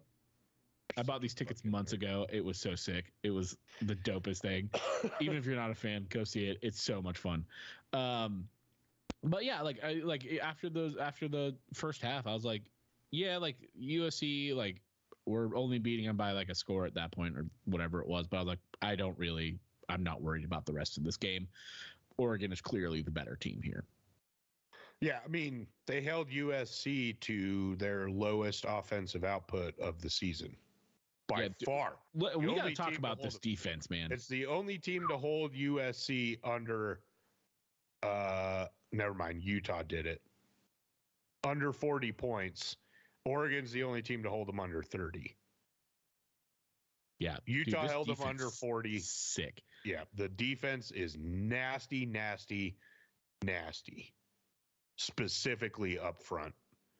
Those boys are fucking all over the place. Here's the thing is like watching that first half and watching that pass rush just win their matchup again and again and again. And USC's offensive line is not very good. Let's talk about that. But like watching this like, and Caleb Williams is going to be Caleb Williams, right? He was a master of Houdini, right? He just like, he does what he does, but like, that amount of pressure is going to get to a guy if it's every single fucking snap like that. And it was. Like those guys up front were unrelenting. It's making me wonder, like, what statistically, how much under were they? So it looks like for yards per game, they were like what, in 300 something? 350. They were at 381. 381. No, 379. Sorry, 379. They averaged 76 yards. So they held them under 100 yards under their average, and almost like 8 or 15 points under their scoring average. Like, pretty good. They held USC to 73 yards on the ground. Yeah. 73. This is a team that had two backs that were almost averaging 10 yards a carry. Yeah. 70. The run defense is gross. And the run defense is gross. The only reason they had 306 yards passing is Caleb Williams is going to be Caleb Williams. Yep. But he was 19 of 34. Completion percentage is probably the lowest of his career. I haven't looked at his numbers. I haven't seen a Caleb Williams stat line like that. Yeah, dude. This is the best defense in Oregon history, right? I am right. Yeah, it is.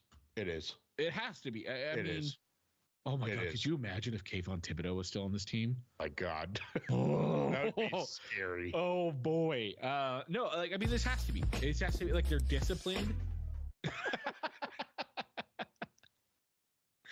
They're disciplined. They're fast. They're rangy. They get to the they do everything well. There's and both starting corners were out. Really? Yep. How did I not notice that? I thought they came back for the game. I thought they were back for this one. Oh, they were out. Jesus Christ. Even better. The depth is there too, boys. Oh God. Dan Lanning, stay forever. Lifetime contract. Yeah, Triquez Bridges and Dante Manning were starting at corner with Jaleel Florence. That's good. I love that because those are young dudes. Oh, sorry. Kyrie Jackson did play a couple series. He went back out. And was it Tysheem Johnson? Was that the other corner? He did. So they were out in the second half. Oh, still. Both of them. It's awesome. This is the best defense in Oregon history. It is. It is. And if this team just takes care of business, they should have nothing to worry about. I mean, we'll get into that. What they're doing against a Pac-12 that is stronger than it maybe has ever been in football. Can't ask for anything more. Imagine going to a place like Iowa. They're not going to score a point on this Oregon team. It might be 0-0 because Iowa's defense is also insane. Yeah. But man. Yeah. No, Iowa's defense isn't good enough to stop the Oregon rushing it. The Oregon offensive attack, this 10 passing attack on offense. Yeah. It's insane, man. It's the most well-rounded team other than kicker in Oregon history. Man. Come on, boys. Just fucking close it out. This is going to get me into our rankings, and I'll talk about that in a second. We're going to talk about some of the other games that happened on Saturday. But while we're on Oregon, I want to talk about the last two games. I don't want to necessarily talk about Arizona State, but this weekend coming up, we have Washington going to Corvallis to play Oregon State. If you're an Oregon fan, sitting where we are today, ranked 6th in the college football playoff, with 3 games to play in theory if you take care of business. Do you want Washington to win out and be undefeated with a rematch?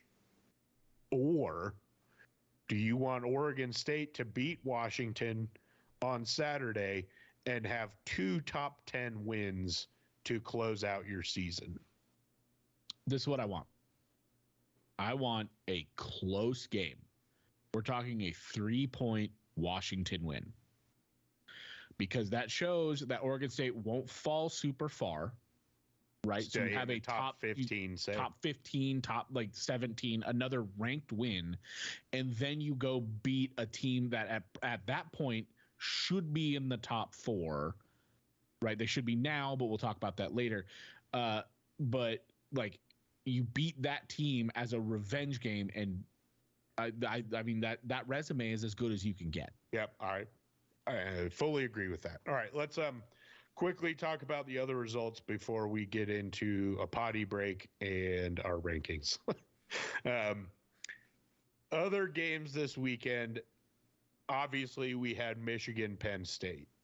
I did not get to see this game, so I'm going to rely on you for how it looked.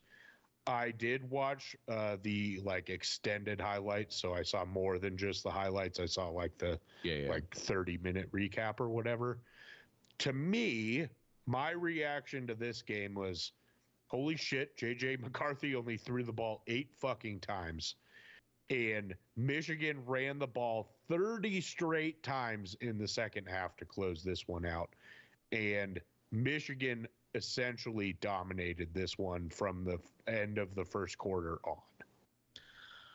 on. I agree and disagree with that. I would say Michigan definitely looked like the better team the whole game.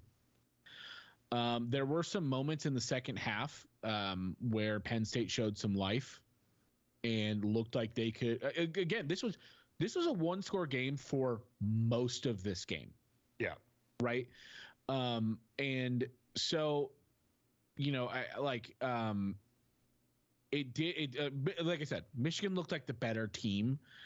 And their play calling is baffling to me, right? Like, I don't understand what their goal was with running 30 straight times in the second half. I get running off the clock. That's insane.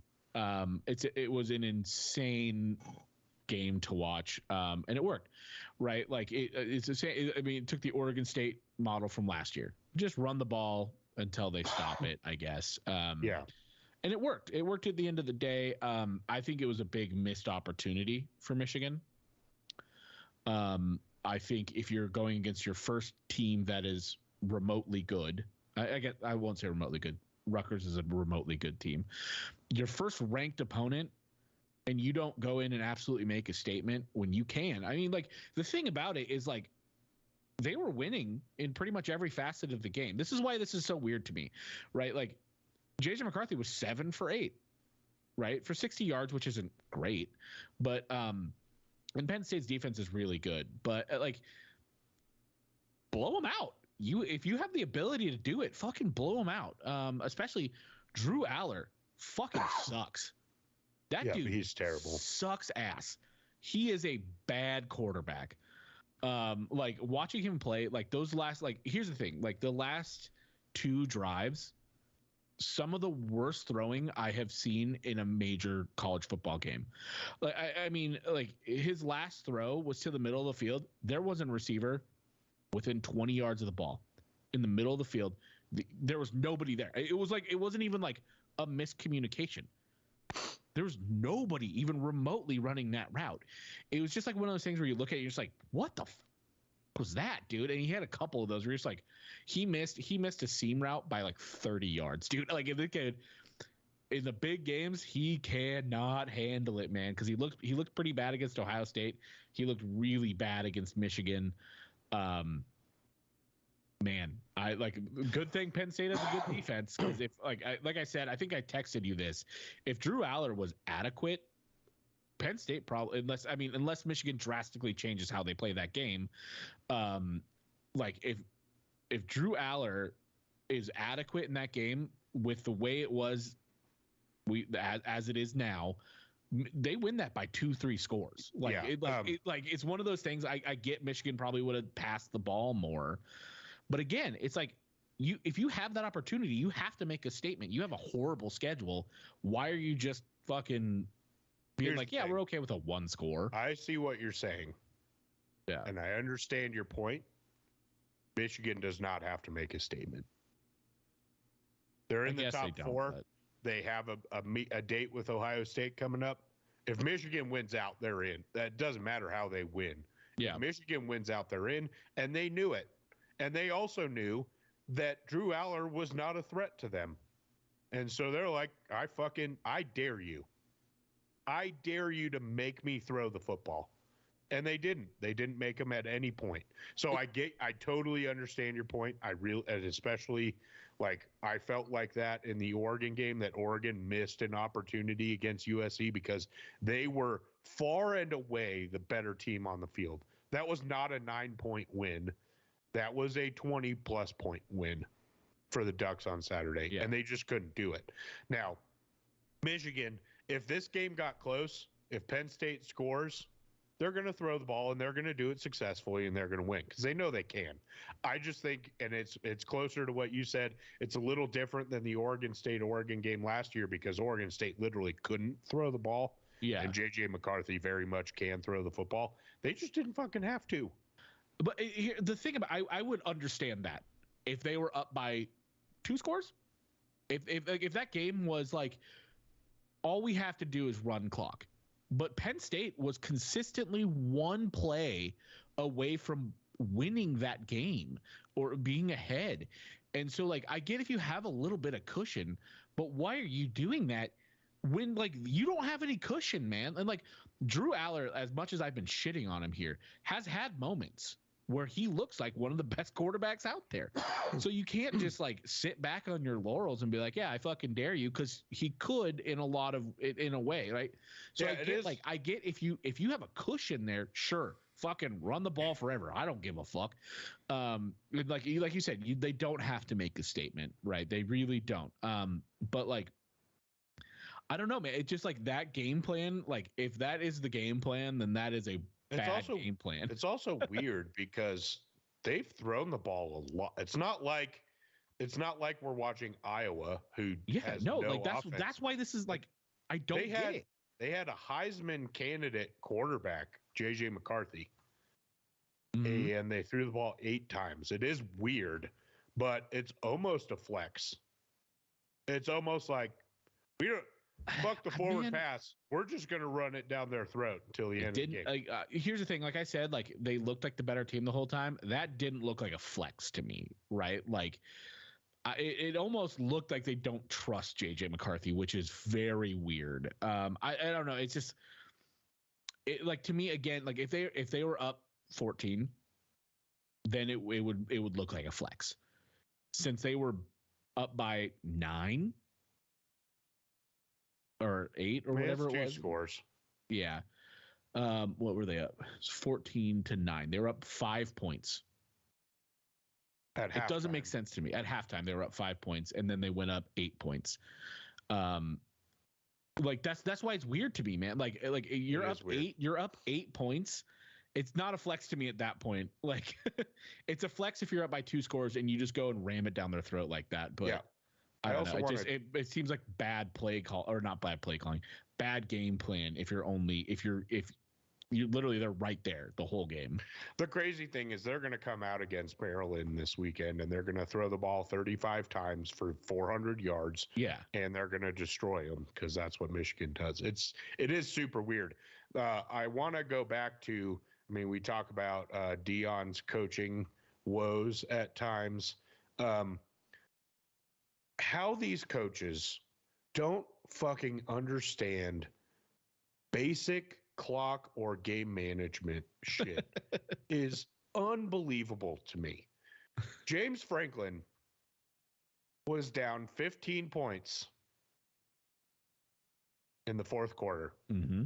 They finally get in the fucking end zone for the first time all game. I don't even know how much time's left on the clock. You're down 15 fucking points. There's like 8 minutes left, something like that. You're down 15 points. What do? You're down 15 points. You score a touchdown. You're down 9. You go for 2. No, you kick that. You kick that because you go for 8. You go 8. Point. Yeah. Sorry. I did my math backwards. You kick the fucking extra point because then it's a 1-score game. If you go for 2 in that situation, it's immediately a 2-score game if you don't get it. You give yourself a chance at the end of the game. If that is like, maybe he did his math like I just did mine in my head. Like wrong. Basic fun. And then he defended it after the game. Yeah, no, that's a bad call. Like, what? Like, you're fired. Go away. Goodbye. You don't understand basic coaching. Straight to jail. You're gone. I'm not paying you millions of dollars a year to be a fucking idiot. Daddy, chill. I don't understand, man. I'm fine. Yeah, it's not my coach, whatever. And just like, I don't understand how these guys can continue to do that shit and get away with it. If I was the idea, I'd be like, don't ever fucking do that again. Yeah. Because, like, what's the difference really between 7 and 8 aside from a 2-point conversion, which you're going to have to go for either way? You have to give yourself a chance. Yeah. At the end, like, if you're down, you want to be down 1 score. The only way to ensure you're down or relatively ensure that you're down 1 score is kick the fucking extra. Maybe they have a kicker like Camden Lewis and they don't trust him to kick an extra point, but maybe. But yeah, so 3 for 3 on field goals. This was a very weird game, to say the least. Yeah. Anyway, get off my soapbox, I guess. Shit just drives me nuts. These guys get paid millions of dollars and can't figure out the basic coaching shit. Drives me insane. Other stuff, Florida State survives another close one. The fact that Florida State is in the top 4 ahead of Washington is an absolute farce. It's a joke. Joke. That if you just look at the resumes, it's not even in the same. It's not even close. Mm-mm. Not even fucking close. Florida State belongs nowhere near. I think it was it Joel Klatt or Kirk Herbstreit that had Florida State at number 8, which I think is probably accurate. I would agree with that. I think it was Joel Klatt. Because I remember reading it, looking at it, going, yeah, okay. See, Florida State would lose to Georgia, Michigan, Ohio State, Washington, Oregon, Texas, Alabama, with their eyes closed. I think Florida State's the biggest fraud. I've been seeing more and more the narrative of who gets left out, and it's Florida State. More and more, because everyone's like, they've played no one. And they're going to play no one. Yep. And so more and more people are going, you got to, at some point, you have to penalize not playing anyone, because then you're just incentivizing shitty schedules and like bad football games. Yeah, I mean, if you're Oregon, you needed Louisville to lose to Virginia on Friday, which they almost fucking did, by the way. Almost fucking did.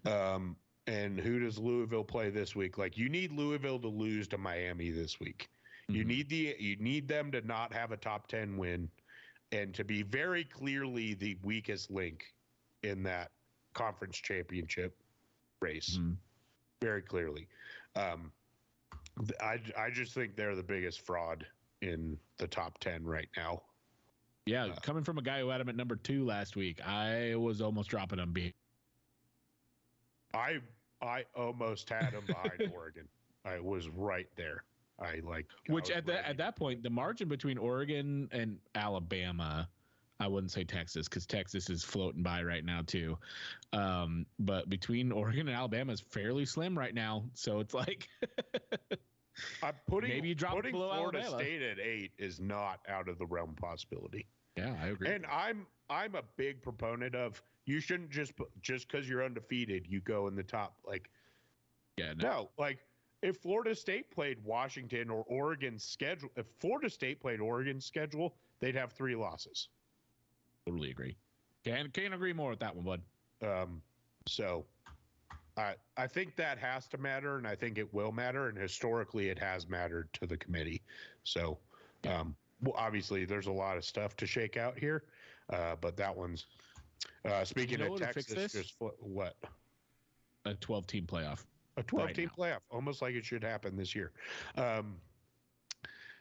Texas, you talked about them floating by. They barely beat TCU this week when Quinn Ewers returned. TCU had a big fourth quarter comeback push, couldn't quite complete that comeback. So Texas just continues to float in a mediocre Big 12, but they do have some good wins. 2 more to play and probably a date with Oklahoma again in the Big 12 title. Iowa beat Rutgers 22-0. That Iowa defense is legit. Like, I can't take anything away from them. And the fact that they put 22 points up, which is crazy to say, is actually impressive. I just love how they have like only the 4th highest scoring game in Wrigley Field this season. That was funny. That 11-7 win or whatever it was. Yeah. 11-2. Yeah. 3. That was funny. And then on the other note is Kansas State continues to roll a little bit and absolutely destroys Baylor. Ooh. Dave Aranda may be the next domino to fall. Yeah, man. Talk about a fall off again, dude. Like, that's crazy. And talk about somebody I was wrong about.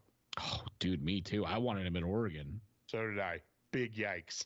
Well, glad that didn't work out. Also, you're missing Tennessee, Missouri. Missouri absolutely clapping Tennessee. Yep, Missouri clapped Tennessee. I did miss that. And then Oklahoma State. We have to talk about this because Oklahoma State was our best bet, and it wasn't even close. And then just running with our best bets this season. I was telling Cameron this. It's really frustrating, this best bets thing, because sandwiching the weeks that I've said best bet on this team, they've been unbelievably Spot on. good. Right. They've been so good. And then the week I pick them as my best bet, they're the worst team in the country. And so what we're going to do is this week's best bet is going to be some voodoo magic for us this week. I haven't figured it out yet, but we're going to get some voodoo magic out of it. Voodoo magic. Best bet is Louisville. Best bet is Louisville minus whatever they are. Louisville -1 at Miami. Louisville by 1 million. It's going to happen. Hit that Louisville crazy, boys. All right, we're going to take a quick break before we get into our top 25. And then I have some hypotheticals to go through with Eli, but we'll get to that after the break.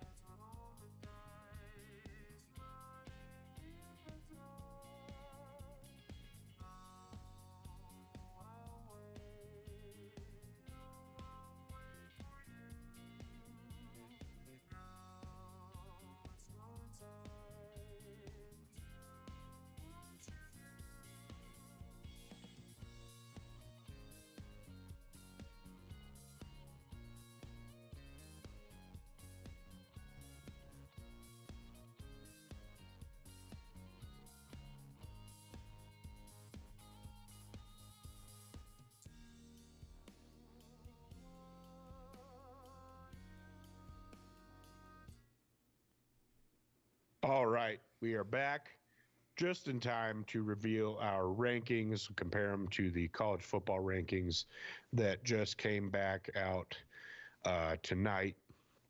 Some interesting stuff. We've talked about Florida State and stuff in there. We'll get into that here in a second. Starting off with our Week 12 rankings up on the screen there, thanks to our super producer. Man, you're crushing stepping it right your now, shit up, Cameron. I appreciate it. Production value just goes skyrockets, baby. Yeah, so you see our top 25 there. We did have a couple ties in here. No way to do a tiebreaker on the little graphic generator that I use, so I just kind of put them in there wherever, because really doesn't matter right now. Yeah, no, like my spreadsheet, the tiebreaker is, I mean, there's like, I do like standard deviation as the first tiebreaker. But there were a couple that they were all like across the board the same. And so my spreadsheet then just puts them in alphabetical order. So that's the tiebreaker. And that's how the tiebreaker. Shaken down. Yeah. So you see our top 5 there for those that are listening on the podcast after. We've got Georgia, Michigan, Ohio State, Washington as your top 4. As we sit here today, that would be your playoff. Obviously, Michigan and Ohio State were tied. They were one of the ones across the board tied. Like there was no difference between them at all in our rankings. Yep. Florida State then in at 5, Oregon, Texas, Alabama, Louisville, and Oregon State round out the top 10. Penn State, Mizzou, Ole Miss, Oklahoma, LSU in the 15 spot. Utah, Tulane, Arizona, James Madison, Notre Dame rounds out the top 20. And then we've got Tennessee, Oklahoma State, Iowa, North Carolina, and Liberty rounding out the top 25. Liberty. I believe also Utah and LSU were fully tied. And I think there was like UNC and Liberty were tied or something like that. It was like one of those ones that really doesn't matter. I think it was Iowa, UNC, but yeah, something. One of those. So yeah, obviously this looks a little different than the college football playoff top 25 with Florida State in there at 4 instead of Washington. They've got Missouri all the way up in the 9 spot with Oregon State down at 11 and Louisville at 10. So that's an interesting shakeup in there. I don't really fault them. That win for Mizzou against Tennessee was dominant. It was a dominant win. I mean, for me, like I bumped them up for sure in my ranking. I think they went up like 6 spots in my ranking or 5-6 spots in my ranking. But like I've been low on this Tennessee team. I think they're fine, but I've been fairly low on this team. So I actually kind of expected this to be a Missouri win, fairly lopsided, but I think it makes some sense. Like we've talked about Oregon State's like, yeah, they're winning these games, but are they really looking that good? And yes, they looked great on Saturday, but it's Stanford. Like Stanford's not good. So I think it makes some sense. Ole Miss dropping 4 spots after getting curb stomped by Georgia obviously makes sense to not drop them too far to the number 1 team in the country. Tennessee falling 8. You got Utah falling 4 spots with their second loss in 3 weeks. Oklahoma State falling 8 spots after getting destroyed by UCF. And Kansas dropping down 9 spots to the last spot in the rankings after losing to – who did they lose to? I don't remember. But they had their third streak. You know, what's funny about Kansas is Jamie, you the only reason they were 26th on our ballot, and the only reason they were 26th is because you ranked them at 17, and the rest of us didn't have them in our rankings. Yeah, I probably had them too high, and that's because of how high I had them before they lost. But the reason I didn't punish them too much is they were on their 3rd string quarterback on Saturday. And I think their 2nd stringer is supposed to come back, and he's been playing well. So I didn't want to fully punish them for that loss because hard to win with your 3rd string quarterback. But 17 was admittedly too high and a total oversight on my part. We've all had those oversights where you just go, like mine was Florida State last week at 2. I was just like, it's one of those things. I had them at 3, and then I dropped people down, and I just never course corrected my Florida State pick. And so it was like one of those. This week I was like, nope, they're going to 5, straight to 5, baby. Yep. That was also unanimous. Florida State at 5 was unanimous. Yeah, I mean, really, it was not unanimous. Oh no! Because I was looking at my graphic and I was like, man, that seems weird. And I went back and I looked at my Excel sheet that I use, and they're sitting next to like a column over, but flipped, like Florida State 5, Washington 4. I just hadn't pushed them in. So when I copied everything and sent it in the email, it was like my unedited version after I looked back at it. Oops. So we should really just be doing a top 10. Like, because after 10, like, and we say it every week, like I get to like 14, 15. I'm like, after this is a total I mean, I would say like 15 is probably the move because like, like Penn State, like Missouri is 12 on our list, and they could absolutely make a run still. Like, I mean, they look very complete.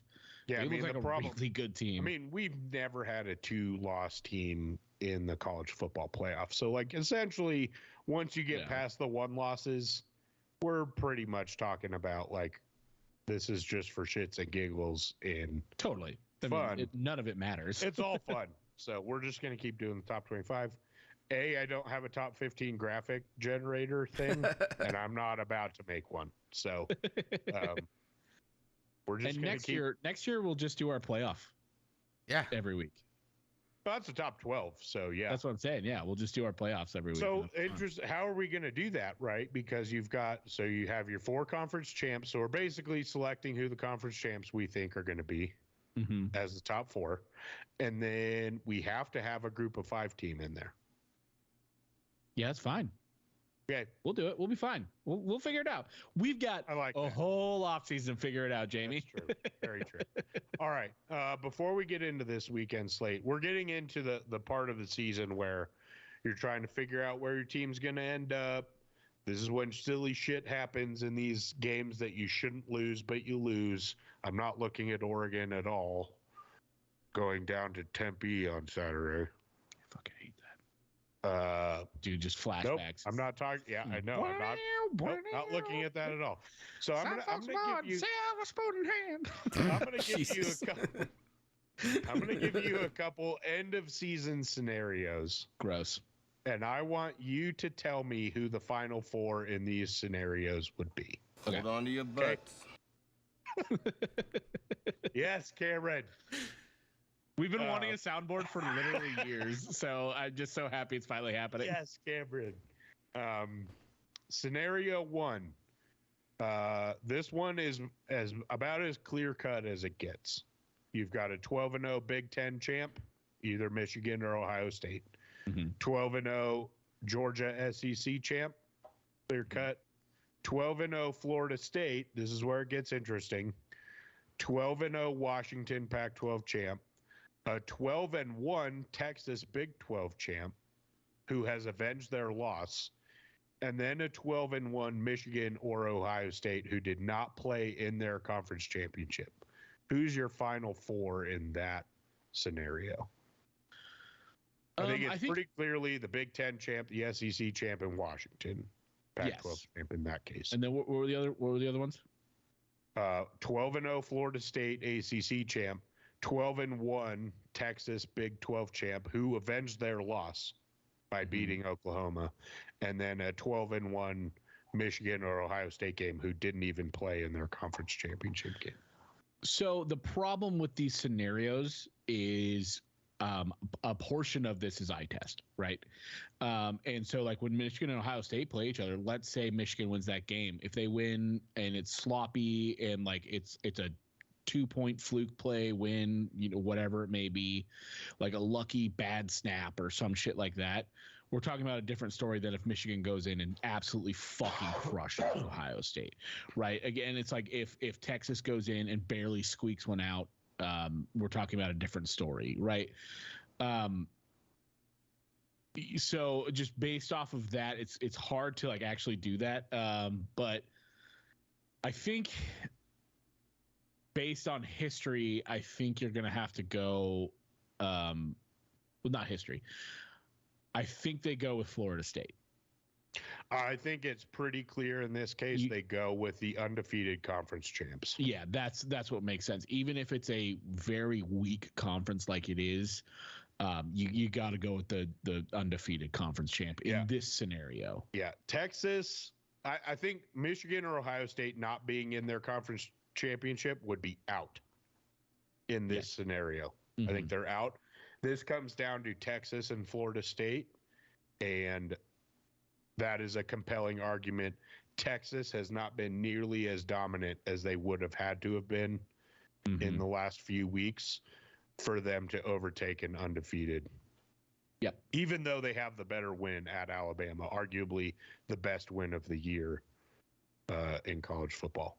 Except for Washington. All right. Scenario 2. This is a much more favorable matchup in our world. We've got the same 12-0 Big Ten, ACC, and SEC champs in Michigan or Ohio State, Florida State, and Georgia. Then you have a 12-1 Pac-12 champ, Oregon, 12-1 Texas Big 12 champ, 12-1 Pac-12 runner-up in Washington, and a 12-1 Michigan or Ohio State that didn't play in their conference championship game. Who are your final four in that scenario? I think the Pac-12 champion is in that scenario. They have shown through their rankings so far that they value the Pac-12, one, and two, they've shown through history that they very much value conference champions. So I think getting left out is the Ohio State Michigan team that is out of their conference championship game. Again, this all depends on how the games were won and lost. Sure. So you have, what was it, undefeated SEC Georgia.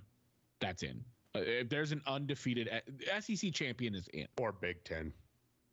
Yeah, SEC and Big Ten champions are in, I think, regardless at this point. Unless they somehow have a 2-loss streak. Unless something crazy happens, you're going to have SEC and Big Ten, right? I think Pac-12 in this scenario, I think very clearly the third, not third best. I think it's the deepest conference, but I think in the eyes of the committee, they're either first or second in depth and skill. So Pac-12 is in.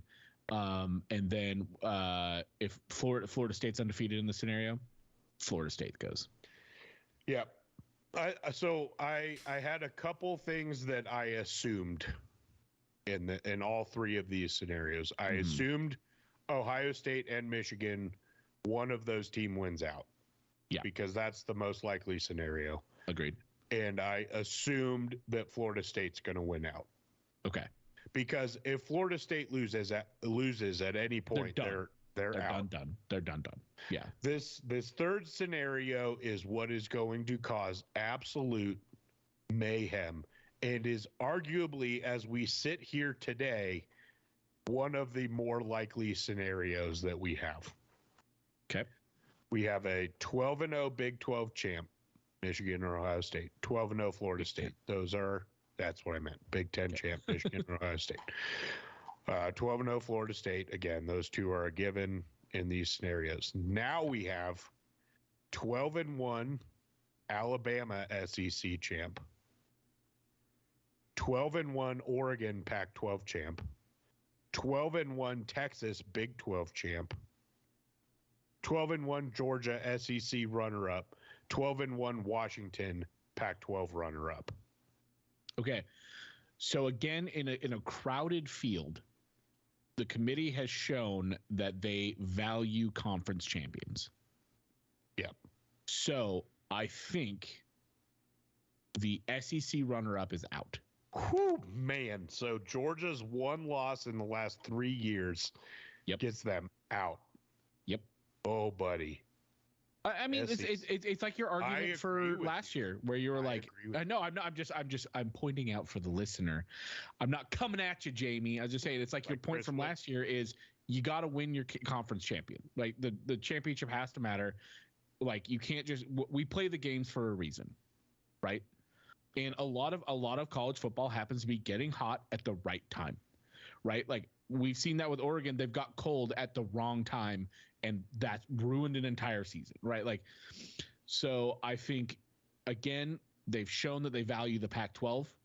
So I think it's Big Ten, Pac-12, SEC champ, and then I guess if Florida State's still undefeated, I guess again this is where it gets rough, right? Because they might value this one-loss Georgia over an undefeated Florida State. What about Texas? I don't think Texas is above. If Florida State's undefeated, I don't think Texas ekes them out because they've been like very hit and miss this year. And I think the eye test has been an important role is why they're not ranked above Oregon right now, because resume wise, Texas's resume is far better than Oregon's right now. So I think the eye test has shown that like they value Oregon's like team more. Yeah, I just don't see them leaving an undefeated conference champ out. I don't see it. Exactly. The only one I could see getting left out is Florida State getting left out for Georgia. That would be my only scenario there. I think it would be Florida State, Oregon, in that situation. Florida State, Oregon, Georgia, Alabama, and the Big Ten. Here's the thing to me, and what bugs me about this is wins have to matter. Right, you have to win. Yeah. But who you win and who you lost to has to matter more. Mm-hmm. I agree with that. Yeah. It has to. In this scenario where you have 8 teams that are 0 or 1 loss, you almost have to just equal it out. And you have to say, did you win your conference? That's number 1. Number 1. Mm-hmm. Like all things are equal at this point. Did you win your conference? After that, how's your strength of record? Mm-hmm. Who did you beat? Who did you lose to? If you lost, who did you lose to? And if I'm looking at Florida State, how would Florida State have fared in that schedule? That's almost how you have to look at this. Yeah. So the issue here is that the SEC champ. So Georgia loses that game. They have their strength of schedule is not great, so they don't really have a whole lot of leg to stand on outside of we're defending champions.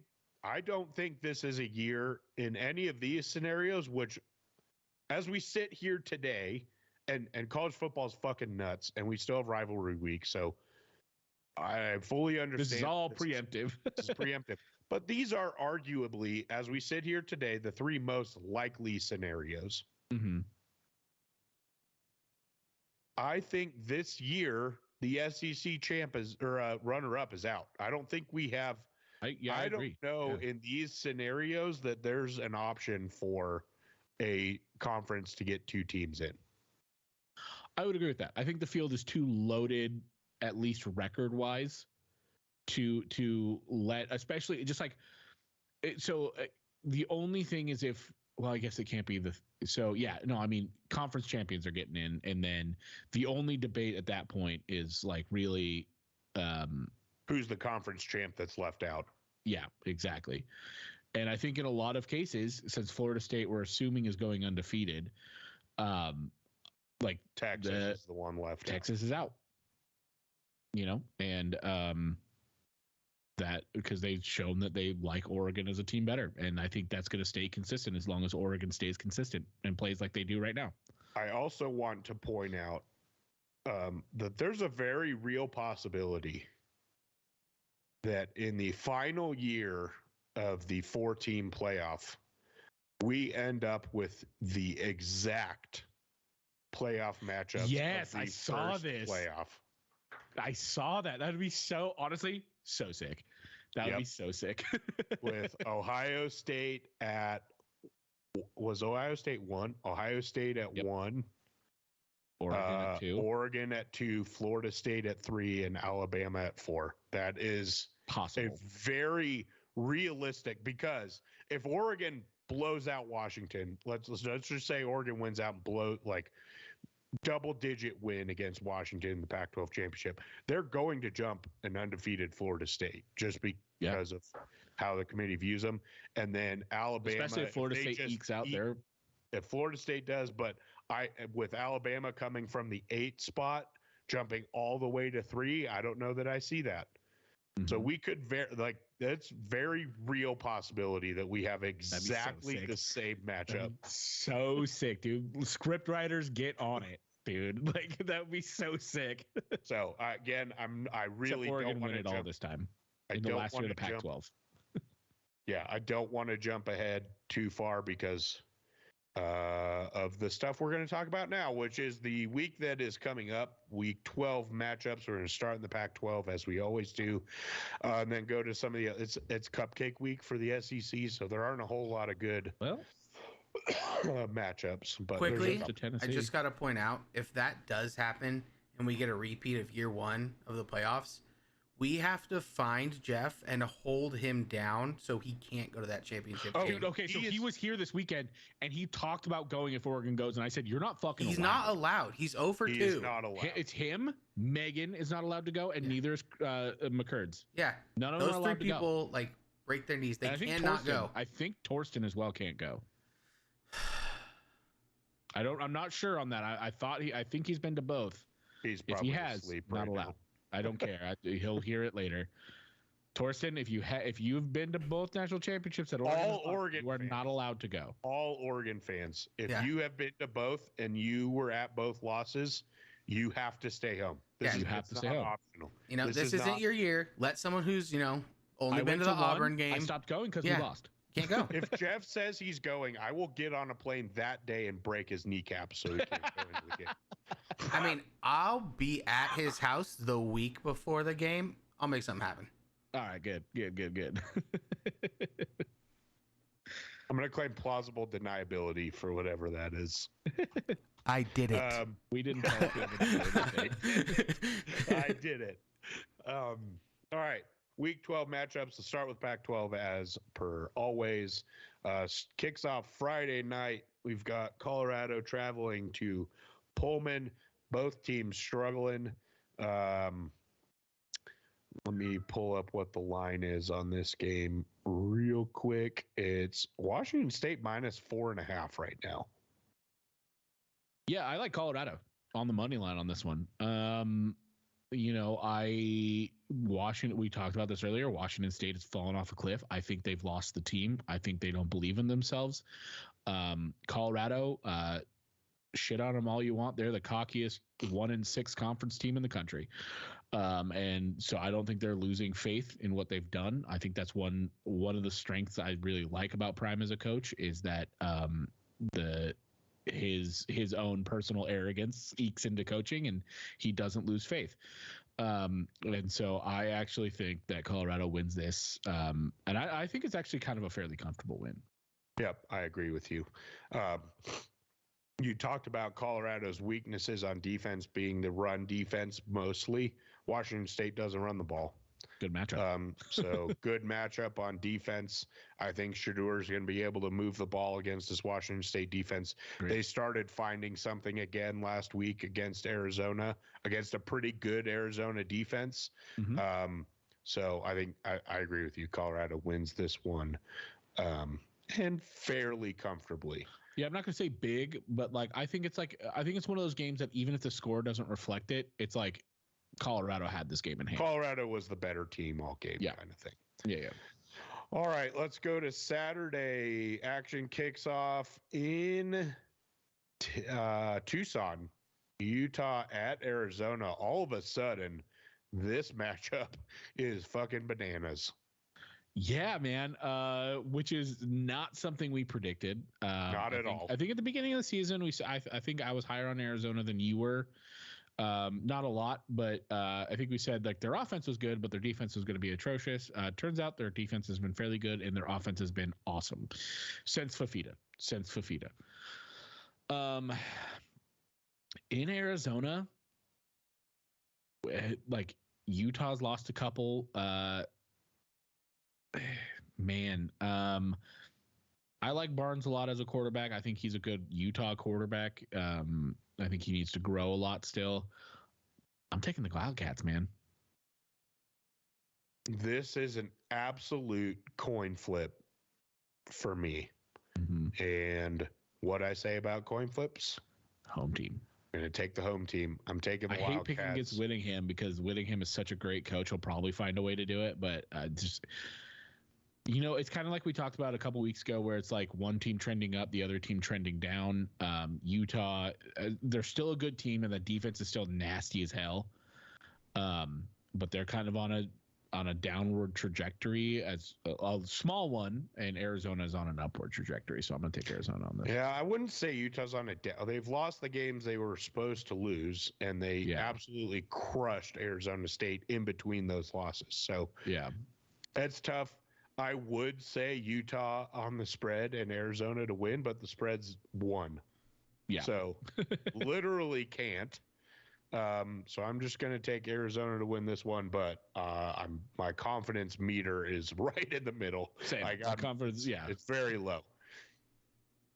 UCLA at USC.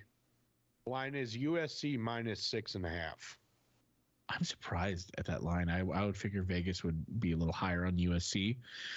I'm not all that higher on USC, although with UCLA's offensive performances as of late, and USC, Caleb Williams is Caleb Williams, man. I think USC and they cover. USC and they cover, and they may cover big. Yeah. If there's anything USC needs, it's to play a team that has no offense, and right now that is UCLA. So I'm taking USC. I'm taking them big. This is USC's last game of the year. They do not play next week. Oh, wow. Oh, yeah, because they did week 0. Yep. So final game of the year for USC. But, yeah, I think they win this one and send Caleb Williams off into the sunset. Cal at Stanford. You don't think he's going to play in the Holiday Bowl, Jamie? No, he is not. 100% guarantee that's not happening.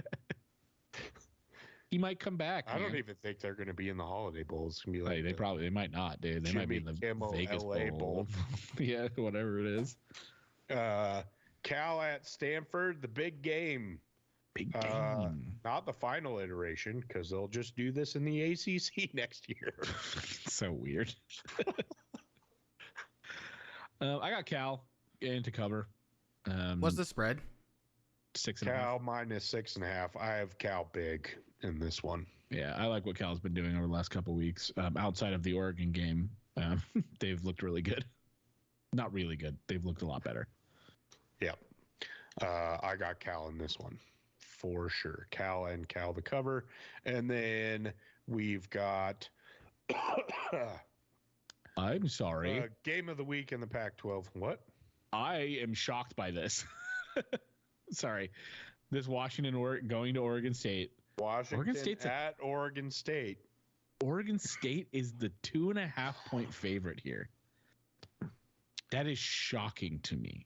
I agree. I mean, I like Oregon State looked good last week, and Washington doesn't have a great run defense. And Damian Martinez and that offensive line, they could run for 400 yards. I don't know, man. Especially with the threat of the pass game. Like Washington or Oregon State should have won this game last year in Washington. Yeah. They absolutely handed this game away. Yeah. Now, the O-line's not what the O-line was last year, but they have a passing attack now. Yeah, exactly. They have a better passing attack. That being said, man, dude, and Oregon State's a lot better team at home as well. That being said, Washington looked suspect at times, and Washington looks suspect on the road. Man, the more I think about this, I kind of get it. Oregon State looks a whole lot better at home than they do on the road. Same with Washington. Washington looks bad on the road for most of the year. I don't think I can do it. I think Washington wins this game. I think they kind of found their groove.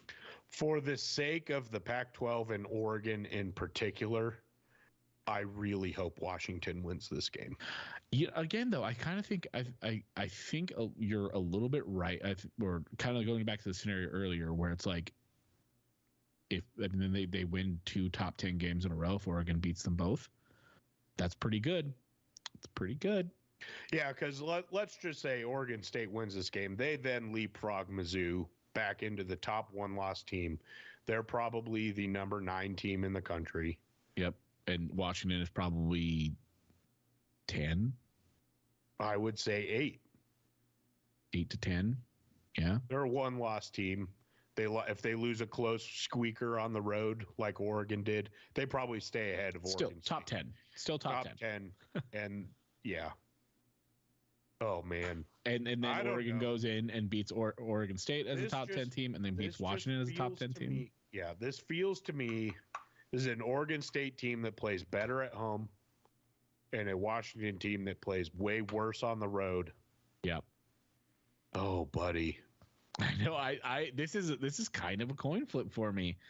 I went into this. I was like, Washington's going to win this game. It's going to be kind of ugly, but they're going to win it. And the more I think about it, I just don't know.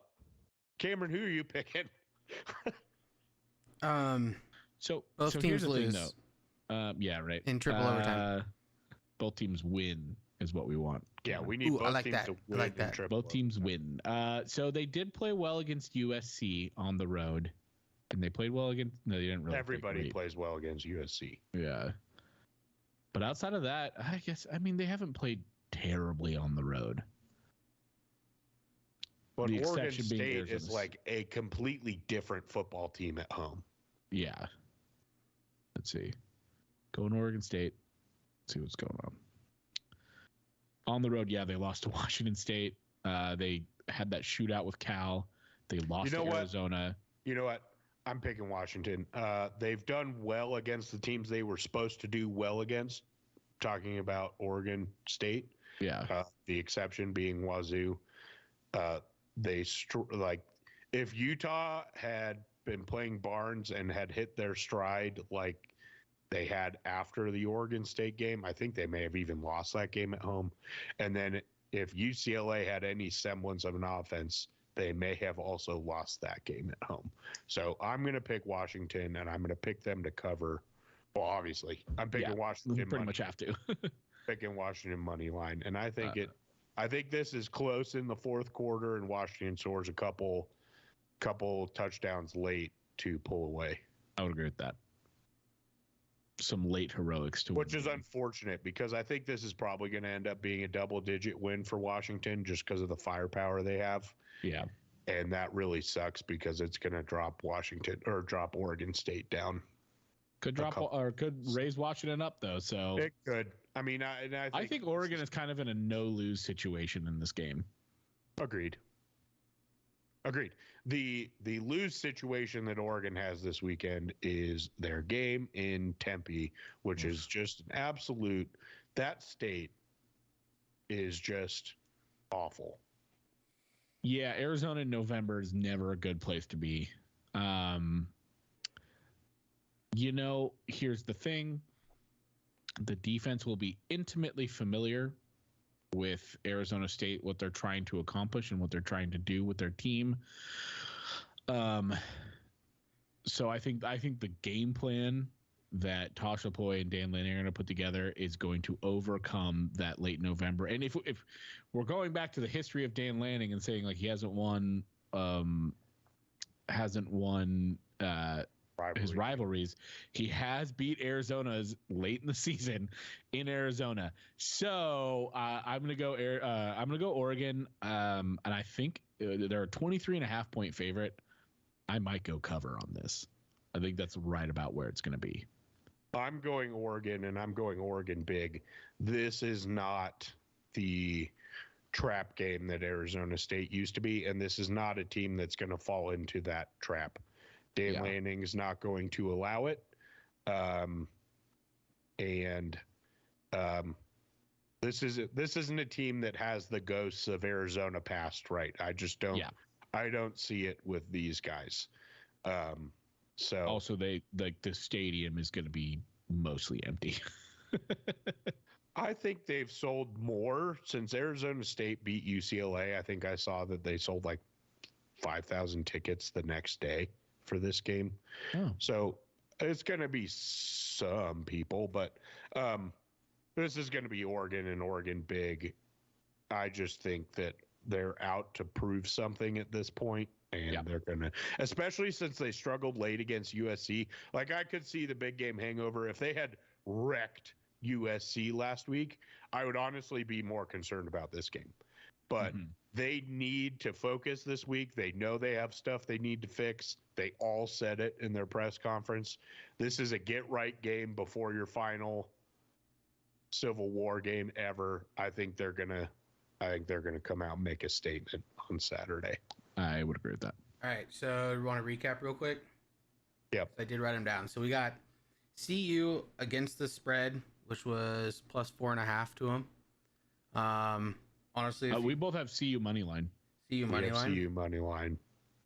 Why did I put it against spread? Anyways, and then I put Zona money line, just because it's a 1 point game. Like, yeah. So Zona spread basically. Well, I mean, they're gonna win by more than one. Either way, it's the same odds if you bet it. Either way, because it's both minus 110. USC to cover. Yep. Cal to cover. Yep. Then UW money line because they're plus 2.5. Yep. Mm-hmm. I mean, unless you think they're going to lose by 1, and I don't. you take them against, and then you go to cover. Yep. Because you do not want to bet the money line on that one if you want to get more than 3 cents. Anything. Yeah. They're minus 3,000.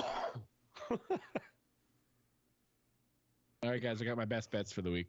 All right, what's your best bet? Louisville -1. Hammer that. Hammer that. Hammer that. Hammer it. Hammer it. I also am going to say Florida State, whatever money line. Hammer that. Hammer that. Hammer that. And then I got Texas -7.5. Hammer that. Wow, Texas is that actually honestly would be probably my best bet. Texas -7.5 against Iowa State. Iowa State's not bad this year though. But yeah, Texas. They're not good. They're not good. Yeah. Yeah, they're pretty hammer bad. Texas. Hammer Texas. Hammer Texas. Hammer Louisville.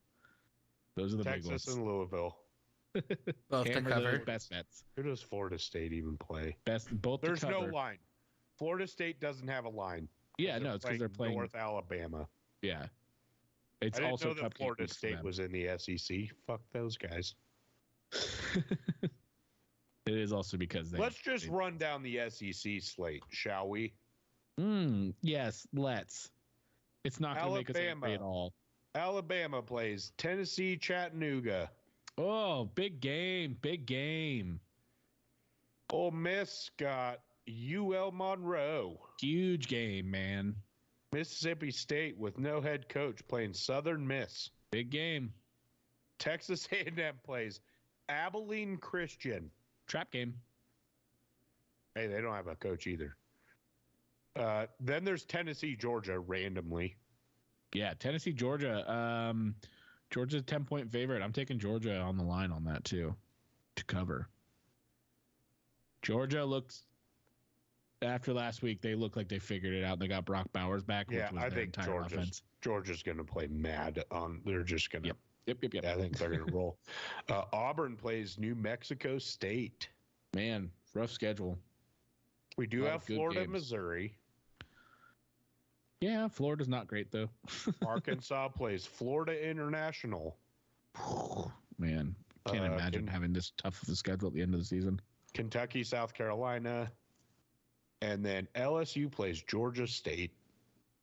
Hey, Georgia Must be State's not an nice. easy out. Must be fucking nice, man. I'd rather be playing Georgia State than Arizona State. And I know They're that not an Arizona easy State's out, not man. good. They've lost the last 3 in a row. They're playing good ball, man. They lost to Georgia Southern, James Madison, and Appalachia State. All great teams. It's a tough schedule for LSU, man. Tough draw. It's gonna be really, really horrible. How for do them they to, do it? I don't know. Best conference ever, man. You'll never beat an SEC team. Fucking just so stupid. Louisville, Miami, though. That's the other matchup that I was highlighting Hammer Louisville. this week. Louisville's a 1-point favorite. They're going to win by 1,000. Louisville by a milli. Jamie, do you have any best bets? Or are you going with Eli? Oh, yeah, Louisville. Hammer Louisville. Lawville. Hammer. I think out of principle, I can't fade you guys on that one. Do whatever you've been doing when our best bets fail miserably. Do that. If you faded us, you got to fade it. This is for the good of humanity, Cameron. I'll do it on the Florida State game. That's My God. If you do that and it actually happens, I don't even know what I will do. If North Alabama beats Florida State in the biggest upset in college football history, that'd be sick, man. I didn't even know there was a North Alabama. I did because it's one of those schools that I always like be like, oh, they're gonna play fucking North Alabama State, you know, like it's one of those schools. Apparently, they're the Lions. Lower Middle Tennessee Tech, baby. They got a really good ag program, right? FFA, woo! Hey, North Alabama beat Tennessee Chattanooga, who Alabama's playing this week. Whoa! Transitive properties, my guys. Transitive properties. All right, that's all I got. You got anything? All I got too, man. All right. Who wants the buzzer beater? You go for it. I'll take it next week. Listener, thank you for being here. Viewer, thank you for being here. We love you guys. We appreciate you coming in and spending a couple hours with us weekly so we can talk sports with our bros. Thank you to Zeta June for letting us use your music as our outro. Thank you to super producer Cameron for really stepping up his game and making this a real production now. So we appreciate you for that. With all that being said, Jamie, hit us with that buzzer beater. Buzzer beater for the week is Daddy Program for Life, baby. Dan is the man. Go Ducks. Deuces.